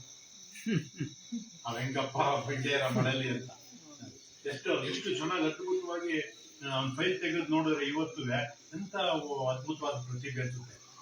ರಾಮಾಯಣ ಮಹಾಭಾರತದಲ್ಲಿ ನಮಗ್ ಗೊತ್ತಿಲ್ಲದ ವಿಷಯನ ಬರೀತಾ ಇದ್ದ ಅಂತ ವ್ಯಕ್ತಿ. ಈ ಪತ್ರದಿಂದ ಹೆಂಗಾಯ್ತು ಅಷ್ಟಾಯ್ತಾ? ಅವನೊಂದ್ ಕಡೆ ಇಟ್ಕೊಂಡೆ.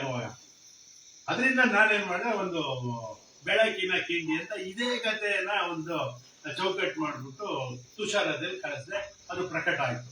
ಅದು ಪ್ರಕಟ ಆಗಿದ್ದನ್ನ ಒಬ್ರು ನನ್ನ ಫ್ರೆಂಡು ಮೊನ್ನೆ ಸನ್ಮಾನ ಮಾಡೋದಲ್ಲ ಮೇಡಮ್, ಇವರು ಭೋಜರ ಸೊಪ್ಪಿಮಠ ಓದಿದ್ದಾರೆ.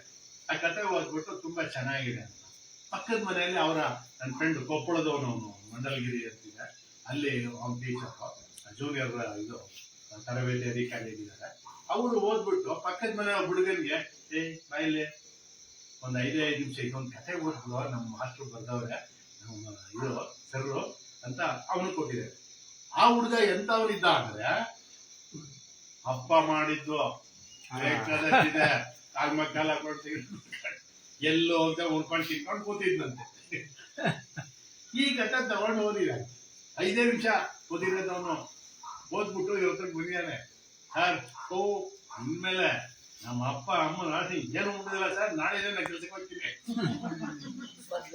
ಹೇಳಿ ಕೆಲ್ಸಕ್ಕೆ ಹೋಗಿ ಅಲ್ಲಿ ಸಂಪಾದನೆ ಮಾಡ್ಕೊಂಡು ಅವನೇ ಊಟ ಮಾಡೋ ತರ ಆಗಿ ಆ ಭೋಜನ ಸೌತಿ ಮಠ ಬರ್ದಿರೋ ಪತ್ರನು ನನ್ನ ಹತ್ರ ಉಂಟು.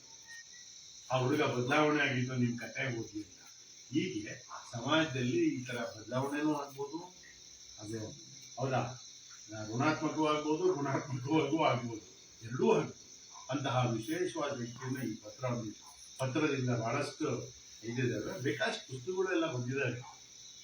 ಇವ್ರದ್ದು ಗಾಂಧೀಜಿ ಅವರೆಲ್ಲ ನೇರು ಅವ್ರನ್ನೆಲ್ಲ ಅದ್ಮೇಲೂ ಬರ್ಕೊಂಡ್ರು ಬೇಕಾದ ಚೆನ್ನಾಗಿ ಏನೋ. ಹಾಗಾಗಿ ಈ ಪತ್ರ ಸಂಸ್ಕೃತಿ ನಮಗಂತೂ ದಟ್ಟವಾಗಿ ಇಟ್ಕೊಂಡಿದೆ. ಮತ್ತೆ ಏನ್ ನಮ್ಮ ಬಳಗದಲ್ಲೆಲ್ಲ ಬಂದು ಸೇರಿದಾರಲ್ಲ ಅವರೆಲ್ಲರೂ ಎಲ್ಲರಿಗಿಂತ ಒಂದು ವಿಶೇಷವಾದದ್ದು ಹೇಳ್ಬಿಡ್ತೀನಿ. ಈಗ ಲಾಸ್ಟ್ ಅಲ್ಲಿ ನಾವು 2019 ಈ ಮೇಡಮ್ ಪರಿಚಯ ಪ್ರಶಾಂತ್ ಅವ್ರು ಕರ್ಕೊಂಡ್ಬಂದು ಒತ್ತಾಯ ಪೂರ್ವಕವಾಗಿ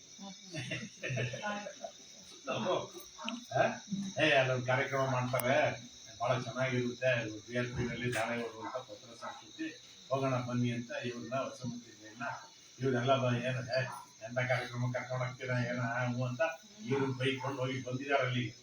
ಸರಿ, ಅಲ್ಲೆಲ್ಲ ಬಂದ್ರು, ನೋಡಿದ್ರು, ಮಾತಾಡಿದ್ರು, ಆಮೇಲೆ ಪರಿಚಯ ಆಗಿ ಈಗ ಅವರೇ ಹೇಳ್ಕೊಂಡಾಗೆ ನಮ್ಮ ಮನೆಯ ಸರ್ವ ಸದಸ್ಯರಾಗ್ಬಿಟ್ಟಿದ್ದಾರೆ. ಅವರು ಬಂದಿದ್ದಷ್ಟೇ. ಅದಕ್ಕೆ ಮುಂಚೆ ಏನಾಗಿತ್ತು ಅಂದ್ರೆ ಬಂದು ಅಲ್ಲೆಲ್ಲ ಈ ಥರದ ಪುಸ್ತಕಗಳೆಲ್ಲ ಇದ್ವು, ಹಳೆವು 1, 2, 3 ಅಂತ ಒಂದಿಷ್ಟು 1, 7, 8 ಪುಸ್ತಕ ನನಗೆ ಕಂಟ್ಲ ಫೋಟೋ ಗಿಟೋ ಹೊಡ್ಕೊಂಡು ಎಲ್ಲ ಹೊರಟ್ಬಿಟ್ಟು ಅದಾಗಿ ಒಂದು 2 ತಿಂಗಳು ಕಾದಿರ್ಬೋದು ಅಷ್ಟೇ. 2 ತಿಂಗಳಾದ್ಮೇಲೆ ಒಂದು ಫೋನ್ ಬಂತು. ಪತ್ರನೂ ಬರ್ದಿದ್ದು ಅಷ್ಟೇ, ತಕ್ಷಣ ಪತ್ರ ಬರ್ದ್ಬಿಟ್ಟಿದ್ದು. ಆಮೇಲೆ ಒಂದು ಹಾಗೆ ಒಂದು ಫೋನ್ ಬಂತು. ಫೋನಲ್ಲಿ, ಸರ್ ನಾವು ಜುಗಲ್ಬಂದಿ ಮಾಡೋಣ ಸರ್. ಜುಗಲ್ಬಂದಿ ಈಗಾಗಲೇ 3 ಸಾರಿ ಮಾಡ್ಬಿಟ್ಟಿದ್ವಿ. ಜುಗಲ್ಬಂದಿ, ಪ್ರೇಮ, ಆಮೇಲೆ ಅಲ್ಲಿ ಶಕುಂತಲಾ ದಾಳೆರು, ಸುನಂದ ಪ್ರಭು, ಬೆಂಗಳೂರಿಗೆ ಸುನಂದ ಪ್ರಭು, ನಾನು 4 ಜನ ಸೇರ್ಕೊಂಡು ಒಂದು 4 ನಿಟ್ಟಿನ ಅಂತ ಒಂದು ಮಾಡಿದ್ವಿ. ಸುನಂದ ಪ್ರಭು ಜೊತೆಗೆ ಸ್ಟಾರ್ಟಿಂಗೇ ಒಂದು ಮಾಡಿದ್ವಿ. ಈ ತರ 3 ಪುಸ್ತಕ ಆಗೋವು. ಇವರು ಮತ್ತೆ ಕವನಗಳ ಜುಗಲ್ಬಂದಿ ಅವನ್ನೆಲ್ಲ ನೋಡ್ಬಿಟ್ಟು ಇವರು ನಾವೊಂದು ಕವನಗಳ ಜುಗಲ್ಬಂದಿ ಮಾಡೋಣ ಅಂತ. ಬೇಡ ಮೇಡಮ್, ಕವನಗಳ ಜುಗಲ್ಬಂದಿ ಆಗೋಗಿದೆ 3-4 ಬೇರೆ ಏನೋ ಯೋಚನೆ ಮಾಡಿ. ನಂಗೆ ಅಷ್ಟರಲ್ಲಿ ಇವ್ರ ಬಗ್ಗೆ ಒಂಚೂರು ಮಾಹಿತಿ ಏನಂತ ಇವ್ರು ಹೇಳಿದ್ರು, ಕಾದಂಬರಿ ಬರೀತಾರೆ, ಒಳ್ಳೊಳ್ಳೆ ಕಾದಂಬರಿ ಬರೆದ್ಬಿಟ್ಟಿದ್ದಾರೆ ಹಾಗೆ ಅಂತ. ಹೌದಾ, 2019 ಬರೀ ಫಸ್ಟ್ ಟೈಮ್. ಆಮೇಲೆ ಒಕ್ಕಸ್ವಂತ ನೋಡ್ರಿ, ಕರೋನಾ 20ಕ್ಕೆ ನಾವೇನೋ 20ಕ್ಕೆ ಏನೋ ಮಾಡಲೇ ಇಲ್ಲ. ಆದರೆ ಪತ್ರ ಬಿಡಲಿಲ್ಲ. ಆಮೇಲೆ ಇವ್ರ ಪತ್ರ ಒಂದು ಬರೆದ್ರು, ನಾನು ಅದಕ್ಕೆ ಪತ್ರ ಬರೆದೆ. ಆಮೇಲೆ ಅವರಿಗೆ ಒಂದು ಹುಳ ಬಿಟ್ಟೆ, ನೀವು ಹೆಂಗಿದ್ರು ಕಾದಂಬರಿಗಾರ್ತೀರಲ್ವಾ, ಇಬ್ರು ಪತ್ರಗಳ ಮೂಲಕ ಯಾಕೆ ಒಂದು ಕಾದಂಬರಿ ಬರೀಬಾರ್ದು, ಯೋಚನೆ ಮಾಡಿ ಅಂತ ಅವ್ರಿಗೆ ಹಾಕ್ಬಿಟ್ಟು. ನಾನು ಯೋಚನೆ ಮಾಡಲಿಲ್ಲ, ಅವ್ರಿಗೆ ಹಾಕ್ಬಿಟ್ಟು. ಹಾಗಾಗಿ ಅವ್ರು ಏನ್ ಮಾಡಿದ್ರು, ಅದಕ್ಕೆ ಸ್ಕೆಚ್ ಹಾಕಿ ತಿರುಗಿ ತೀಡಿ ಏನೇನೋ ಮಾಡಿ ಒಂದು ಫಸ್ಟ್ ಸಣ್ಣ ಪತ್ರ ಬರುತ್ತೆ. ಆ ಪತ್ರಕ್ಕೆ ನಾನು ಉತ್ತರ ಬರುತ್ತೆ, ಅಂದ್ರೆ ಅವ್ರದೇ ದಾಟಿನಲ್ಲಿ ಹಂಗೆ ನಿಧಾನಕ್ಕೆ ಬೆಳ್ಕೊತಾ ಹೋಯ್ತು. ಕಂಟಿನ್ಯೂ 3 ವರ್ಷ ನಾವು ಒಂದು 3 ವರ್ಷ 3 ಪುಸ್ತಕ, ಪತ್ರೋತ್ಸವ ಭಾಗ 1, ಭಾಗ 2, ಭಾಗ 3. ಆ ಪತ್ರ ಬರೆದಿದ್ರು, ನಾನು ತಲೆ ಕೆಲ್ಕೊಂಡು ಮತ್ತೆ ಪತ್ರ ಬರೆದು, ಮತ್ತೆ ಆ ಕತೆ, ಮತ್ತೆ ಅವ್ರ ಕತೆ ಹುಟ್ಟಾಕೋದು, ಮತ್ನ ಆ ಕತೆ ಆಂಟಿ ಕತೆ ಮಾಡೋದು ಏನೋ. ಮತ್ತೆ ಅಯ್ಯೋ ಇದ್ರದ್ದು ಅದ್ರದ್ದು ಕೃತಿಗಳನ್ನ ನಾವು ಅವರು ಸೇರಿ ಬಿಡುಗಡೆ ಮಾಡ್ಲಿಕ್ಕೆ ಸಾಧ್ಯವಾಗಿದೆ. ಅದು ತುಂಬಾ ಬಹಳ ಜನ ಮೆಚ್ಚಿದ್ದಾರೆ. ಅದು ಯಾವುದೇ ವಿಶ್ವವಿದ್ಯಾನಿಲಯಕ್ಕೆ ಪಟ್ಟಿ ಆಗೋ ಸಂದರ್ಭಗಳು ಇದೆ.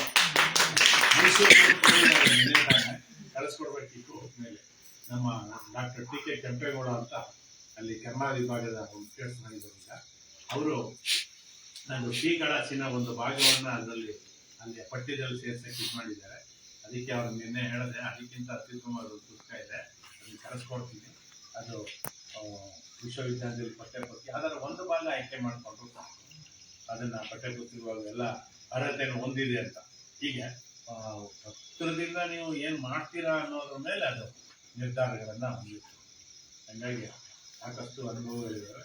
ನಿಮ್ಮ ಮೇಲೆ ಯಾರಾದ್ರೂ ಪತ್ರ ಬರ್ಕೊಂಡು ಲವ್ ಫೇಲ್ಯೂರ್ ಆಗಿದ್ರೆ, ನಾವಂತೂ ನಮ್ಗಂತೂ ಯಾವಾಗ ನಾವು ಓದ್ಬೇಕಾದ್ರೆ ಆ ಹುಡುಗಿರು ಇರ್ಲಿಲ್ಲ. ಹುಡುಗಿರಿದ್ರೆ ನಮ್ ಕ್ಲಾಸಲ್ಲಿ ಆಗ್ಲಿ ಕಾಲೇಜಲ್ಲಿ ಆಗ್ಲಿ ಹುಡುಗಿರು ಇರ್ಲಿಲ್ಲ. ಹಾಗಾಗಿ ಲವ್ ಲೆಟರ್ ಬರೆಯೋಕೆ ಚಾನ್ಸಸ್ ಆಗಿಲ್ಲ. ಏನೋ ಮದುವೆ ಆದ್ಮೇಲೆ ಬರ್ಕೊಂಡಿದ್ವಿ ಅಷ್ಟೇ. ಯಾರಾದ್ರೂ ಯಾಕೆಂದ್ರೆ ಇವತ್ತು ಅದನ್ನೂ ಕೂಡ ಹಿಂದೆ ಮಾಡಬಾರದು, ಮಾಡಬೇಕು. ಬದುಕು ಅಂದ್ರೆ ಅದೇನು ಪ್ರೀತಿ, ಹೌದಾ? ಅಂದ್ರೆ ಲವ್ ಅಂದ್ರೆ ಕೇವಲ ಮದುವೆಗೋಸ್ಕರ ಅಥವಾ ಮತ್ತೊಂದು ನಮ್ಮ ಸಾಂಸಾರಿಕ ಜೀವನಕ್ಕೋಸ್ಕರನೇ ಇನ್ನೊಬ್ಬರನ್ನ ಪ್ರೀತಿಸ್ಬೇಕು ಅಂತ ಹೇಳಿಲ್ಲ. ಪರಸ್ಪರ ನನ್ನ ಸಂಬಂಧಿಕರನ್ನ, ನಮ್ಮ ಅಣ್ಣ ತಮ್ಮರನ್ನ, ನಮ್ಮ ಅಕ್ಕ ತಂಗಿಯರನ್ನ, ನಮ್ಮ ಎದುರುಗಡೆ ಇರ್ತಕ್ಕಂಥವ್ರನ್ನ. ನಾನು ಇವರೆಲ್ಲ ಬರಕ್ಕೆ ಮುಂಚೆ ಒಂದು ಮಾತು ಹೇಳ್ತಾ ಇದ್ದೆ. ನಾನೀಗ ವಾಸ ಇರೋ ಬೀದಿಯಲ್ಲಿ ನಾನು ಸೈಟ್ ತೊಗೊಂಡು ಮನೆ ಕಟ್ಟಿಸ್ತಿರ್ಬೇಕಾದ್ರೆ ಎಲ್ಲರೂ ನನ್ನ ಮೇಲೆ ಗೋಬೆ ಕೂರಿಸ್ತಾರೆ. ಗೋಬೆ ಕೂರಿಸೋದಕ್ಕಿಂತ ಆರೋಪ ಏನು ಸಾಕು ಇಷ್ಟು ಗೊತ್ತಾಗ ಒಂದು ಅಲ್ಲಿ ಮನೆ ಕಟ್ತಿದ್ದೀರಾ. ನಾನು ಯಾಕ್ರಿ ಏನಾಗಿದೆ? ಅವರೆಲ್ಲ ಕಚಡಗಳು ಸರ್. ಯಾರ್ರೀ ಕಚಡ? ಹಂಗೆ ಅನ್ಕೊಳ್ಳೋ ನೀವು ಕಚಡ. ಒಬ್ಬ ಕುಡಿತಾನೆ, ಹೌದು ರೀ ಕುಡಿತಾನೆ ಕಂಡು ಅವನು ಸರಿಯಾದ ನಿರ್ದೇಶನ ಇಲ್ಲ, ಅವನು ಸರಿಯಾದ ಮಾರ್ಗದರ್ಶನ ಇಲ್ಲ, ಕುಡಿತಾನೆ. ಇನ್ನೊಬ್ಬ ಬಿಸ್ಬಿಟ್ ಆಡ್ತಾನೆ, ಅಯ್ಯೋ ಅವನಿಗೆ ಸರಿಯಾಗಿ ಕೈ ಕಚ್ಚಿಲ್ಲ, ಹೌದಾ? ಇನ್ನೊಬ್ಬ ಬೈತಾಳೆ, ಅವಳು ಸರಿಯಾಗಿ ಯಾರು ಹೇಳೋರಿಲ್ಲ. ಎಲ್ಲ ಆಯ್ತು, ನಮ್ಮ ಮನೆ ಕಟ್ಟಿದೆ ನನ್ಕೊಂಡ ನನ್ಗೇನು, ಹೌದಾ? ಹೇಗಿರ್ತೀವಿ ಅನ್ನೋದ್ರ ಮೇಲೆ ಅವರೆಲ್ಲ ಇರ್ತಾರೆ, ಹೌದಾ? ಆಯ್ತು, ಗೃಹ ಪ್ರವೇಶ ಆಯ್ತು, ಎದುರುಗಡೆ ಮನೆಯವನ್ನ ಕಾಯ್ಕೊಂಡು ಮಾಡ್ತಿದ್ದ, ಇನ್ನೊಬ್ಬ ಬರ್ತಿದ್ದ, ಇನ್ನೊಬ್ಬ ಅವ್ರ ಅವ್ವ, ನಮ್ಮ ಅವ್ನ ಏಜು ಏನೋ, ಅವಳು ನಮ್ಮ ಅವ್ವನ ಶುರು ಮಾಡಿದೆ. ಒಂದು ದಿವಸ ಕತೆ ನೋಡೋಣಪ್ಪ ಮಾಡೇನಾರು ಬಂದು ಮೇಲೆ ಕೆಳಗೆ ಮಾಡಿದೆ ಗೊತ್ತಿಲ್ಲ. ನಾವೆಲ್ಲ ಅಣ್ಣ ತಮ್ಮದಿರಿಲ್ಲೇ, ನಮ್ಮ ಒಡ ಹುಟ್ಟದವರೆಲ್ಲ ಎಲ್ಲೆಲ್ಲೋ ಇದ್ದಾರೆ. ಇಲ್ಲಿರೋರು ನಿಮ್ಮ ಮನೆ ವಾಸನೆ ನನಗೆ ಬರುತ್ತೆ, ನನ್ನ ಮನೆ ವಾಸನೆ ನಿನಗೆ ಬರುತ್ತೆ, ಹೌದಾ? ಇನ್ನೊಬ್ಬ ತಮ್ಮ ಏನು ತೊಂದರೆ ಇಲ್ಲ, ಏನೇ ಅವ್ರದ್ದೇನೋ ಅವ್ರಿಗೆ ಅವ್ರು ಬಂದ್ಬಿಟ್ಟು ಹೆಂಡತಿ ಮುಗಿತೀವಿ. ಅಮ್ಮ ಪಾಪ ಬೆಳಿಗ್ಗೆ ಸಾಯಂಕಾಲ ತನಕ ದುಡಿಯೋ ಹೆಂಗಸು ಏನೋ. ಎಲ್ಲ ಆದ್ಮೇಲೆ ಒಂದೇ ಸಾರಿ ಹೇಳಿದ್ದು ಅವ್ನಿಗೆ, ಬಂದು ಕುಡಿದು ಮೆಲ್ಲಿ ಫುಲ್ ಅವ್ನು ತಂಡ ಮಾಡಬಿಟ್ಟೆ. ಇನ್ನೊಂದು ಸಾರಿ ಅಷ್ಟೇ, ಇಲ್ಲ ಸರ್ ಹೋಗಿತ್ತು. ಆ ಅಮ್ಮ ಬಂದ್ಬಿಟ್ರಣ, ತಪ್ಪಿಸ್ತಾಣ, ನಿಮಗೆ ಎಷ್ಟು ನಮಸ್ಕಾರ ಹೇಳೋದು ಎಲ್ಲ ಅಚ್ಚುಕಟ್ಟು. ಈಗ ನಮ್ಮ ಮನೆಯಿಂದ ವಾಸನೆ ಬಂದ್ರೆ ಅವ್ರ ಮನೆಗೆ ಹೋಗುತ್ತೆ, ಅವ್ರ ನಮ್ಮ ಮನೆಗೆ ಬರುತ್ತೆ, ತಿನ್ನಕ್ಕೆ ಬರುತ್ತೆ, ನಾವು ಕಳಿಸ್ತೀವಿ, ಅವರು ಬೆಳೆದ್ರೆ ಬಾಳೆಹಣ್ಣು ಆಗಿತ್ತು. ನಿನ್ನೆ ತಾನೇ ಒಂದು ಬಾಳೆಗೊನೆ ಕೊಡ್ತಾರೆ, ಒಂದು ಚಿಪ್ ಕೊಡ್ತೀವಿ, ಅವರು ಕೊಡ್ತಾರೆ ನಮಗೆ. ಅಂದ್ರೆ ಸಂಬಂಧ. ಅವ್ರ ತಾಯಿನ ನಮ್ಮ ತಾಯಿ ಅಂತೀವಿ. ಬಾವ ಕಾಫಿ ಕುಡಿ, ಟೀ ಕುಡಿ. ಇದು ಇನ್ನೊಂದು ಸಿಕ್ಕಾಬಟ್ಟೆ ಕೀಳ ಮಟ್ಟದಲ್ಲಿ ಬೈತೀವಿ. ಒಂದ್ ದಿವಸ ಹೋಗಿ ಗೇಟ್ ಹತ್ರ ನಿಂತ್ಕೊಂಡು, ಸುಪ್ರಭಾತ ಆಯ್ತಾ ತಾಯಿ ಅಂತ ಅಷ್ಟೇ. ಅವತ್ತಿನ ಇವತ್ತಿನ ತನಕ ಒಂದು ಮಾತು ಈಚೆ ಬಂದ್ರೆ ಹೇಳ್ಕೊಡ್ತೀನಿ. ಅಣ್ಣ ತಿಂಡಿ ಆಯ್ತಾನ? ಏನಣ್ಣ ತಿಂಡಿ? ಉಳಿದದ್ದು ಕಣವ. ಅವ್ರಿಗೆ ಅರ್ಥ ನಿಮ್ಗೆ ಗೊತ್ತಾಯ್ತಾ? ತಿಂಡಿ ಏನವ ಅಂತ, ತಿಂಡಿ ಏನಣ್ಣ ಅಂತ ನೋಡ್ಕೊ. ಸುಪ್ರಭಾತ ಅಂದ್ರೆ ಗೊತ್ತಾಯ್ತಲ್ಲ. ಅವತ್ತಿನ ಇವತ್ತಿನವರೆಗೂ ಒಂದು ಸುಪ್ರಭಾತ ಅಲ್ಲ 6 ವರ್ಷ ಆಯ್ತು. ಮತ್ತೆ ಹೇಳೋದಿಲ್ಲ, ಗಂಡಸಾಗಿ ಒಳಗೋಗ್ಬಿಟ್ಟಣ. ತಿಂಡಿ ಏನಣ್ಣ ತಿಂಡಿ ಅಂದ್ರೆ ಉಳಿದದ್ದು ಅಂದ್ರೆ ಸಾರು. ರಾತ್ರಿ ಸಾರು ತಿನ್ನುತ್ತಾರೆ, ಅದು ಬಳದಿದ್ದು ಅಂದ್ರೆ ರೊಟ್ಟಿ. ನಾವು ಬಳದಿರೋ ರೊಟ್ಟಿ ಮಾಡೋದು. ಇಲ್ಲೆಲ್ಲ ಆ ಕಡೆ ನೀವೆಲ್ಲ ಬೆಳೆಯೋದಲ್ಲ, ಇಲ್ಲೆಲ್ಲ ತಟ್ಟುತ್ತೀರ, ಕೆಲವು ತಟ್ಟಾಗ್ತಾರೆ, ನಾವೆಲ್ಲ ಬಳಿಬ ರೊಟ್ಟಿ. ಏನಣ್ಣ ಏನೇನೋ ಹೇಳ್ತಾರಣ್ಣ. ಆಮೇಲೆ ಇನ್ನೊಂದು ಏನಿಲ್ಲ ಬಿಡವ, ಏನೋ ನೆನೆ ಹಾಕಿದ್ದು ಅದರ್ಸಿದ್ದು, ನೆನೆ ಹಾಕೋದು ಅವಲಕ್ಕಿ, ಆಮೇಲೆ ಅದರ್ಸೋದು, ಅದೆಲ್ಲ ತಮಾಷೆ ಮಾಡಿ. ಈಗ ಏನಿಲ್ಲ, ಎಂತ ಪ್ರಶಾಂತವಾಗಿರುತ್ತೆ ಅಂದ್ರೆ ನೀವ್ ಹೇಗೋ ಹಾಗೆ ಪ್ರಪಂಚ. ಇದನ್ನ ಮಕ್ಕಳು ಸ್ವಲ್ಪ ಕಲಿಸಿದ್ರೆ, ಅವ್ರನ್ನ ಪ್ರೀತಿ ವಿಶ್ವಾಸದಿಂದ ಮಾತಾಡಿ ಅಂತ ಮತ್ತೊಂದು ಮಾಡುತ್ತೆ. ಖಂಡಿತವಾಗ್ಲೂ ನಾವು ಒಳ್ಳೆ ಸಮಾಜದಲ್ಲಿ ಬದುಕಬಹುದು. ನಾವ್ ಇನ್ನೊಬ್ಬರನ್ನ ದೋಷೋದು ಬೇಡ. ಕೆಟ್ಟ ಚಟ ಮನುಷ್ಯ ಏನ್ ಮಾಡ್ತೀರಾ, ಹೌದಾ? ಪ್ರತಿಯೊಬ್ಬನಲ್ಲೂ ಒಂದೊಂದು ಹುಡುಕಿ ಇರುತ್ತೆ ಅಲ್ವಾ? ನಮ್ಮನ್ನು ನಾವು ಮಾಡ್ಕೊಂಡು ಮತ್ತೊಬ್ಬರನ್ನ ನಿಂದಿದ್ರೆ ಅದನ್ನ ಹೇಗೆ ಸರಿಪಡಿಸ್ಬೋದು ಅಂತ ವಿದ್ಯಾವಂತರಾದ ನಾವು. ನಾನೇನೋ ಅವಿದ್ಯಾವಂತರಿಗೆ ನಾವೇನ್ ಮಾತಾಡ್ತಿಲ್ವ, ಎಲ್ಲ ವಿದ್ಯಾವಂತರೇ ನಾವು. ಈಗ ನೋಡಿ, ನೀವು ಎಲ್ಲ ಇದಕ್ಕೆ ಹೋಗ್ತೀವಿ, ಭಜನೆ ಮಾಡ್ತೀರಿ, ಭಜನೆ ಕಲೆಯನ್ನು ಯುವ ಪೀಳಿಗೆಗೂ ಕಲಿಸಿ ನಿನಗೆ ಬಂದಷ್ಟು ಆಡುವಂತ. ಈಗ ನಿನ್ನೆ ನನ್ನ ಮೊಮ್ಮಗನೇ ಕಲಿಸ್ತಿದ್ದೆ, ಏನೋ ತಾತನಿಗೆ ನಶ ಡಬ್ಬಿ ಬೇಕು, ಅಜ್ಜಿಗೆ ಕುಂಕುಮ ಡಬ್ಬಿ ಬೇಕು, ಅಪ್ಪನ ಕ್ಯಾಮ್ರಾ ಡಬ್ಬ ಬೇಕು. ಅವರವರ ಅಭ್ಯಾಸ ಮೇಲೆ ಏನೋ ಒಂದು ಅಪ್ಪಪ್ಪ ಅಮ್ಮಮ್ಮ ಏನೋ ಮಗನೇ ಅಮ್ಮ ಹೊಡಿತು ಅಂದ್ರೆ ಏನೇನೋ ಏನೋ ಹೇಳ್ಕೊಟ್ರಲ್ಲ ತಾತ ಇನ್ನೊಂದು ಹೇಳಿ. ಹಾಗೆ ನಾವು ತ್ಯಾಗ ಮಾಡಿದ್ರೆ ಮಕ್ಕಳು ತ್ಯಾಗ ಮಾಡ್ತಾರೆ. ಅವು ಓದ್ತಾ ಇದ್ರೆ ಅವು ಬಂದು ಬರೀತಾ ಇದ್ರೆ ಅವು ಬಂದು ಬರೀತಾರೆ.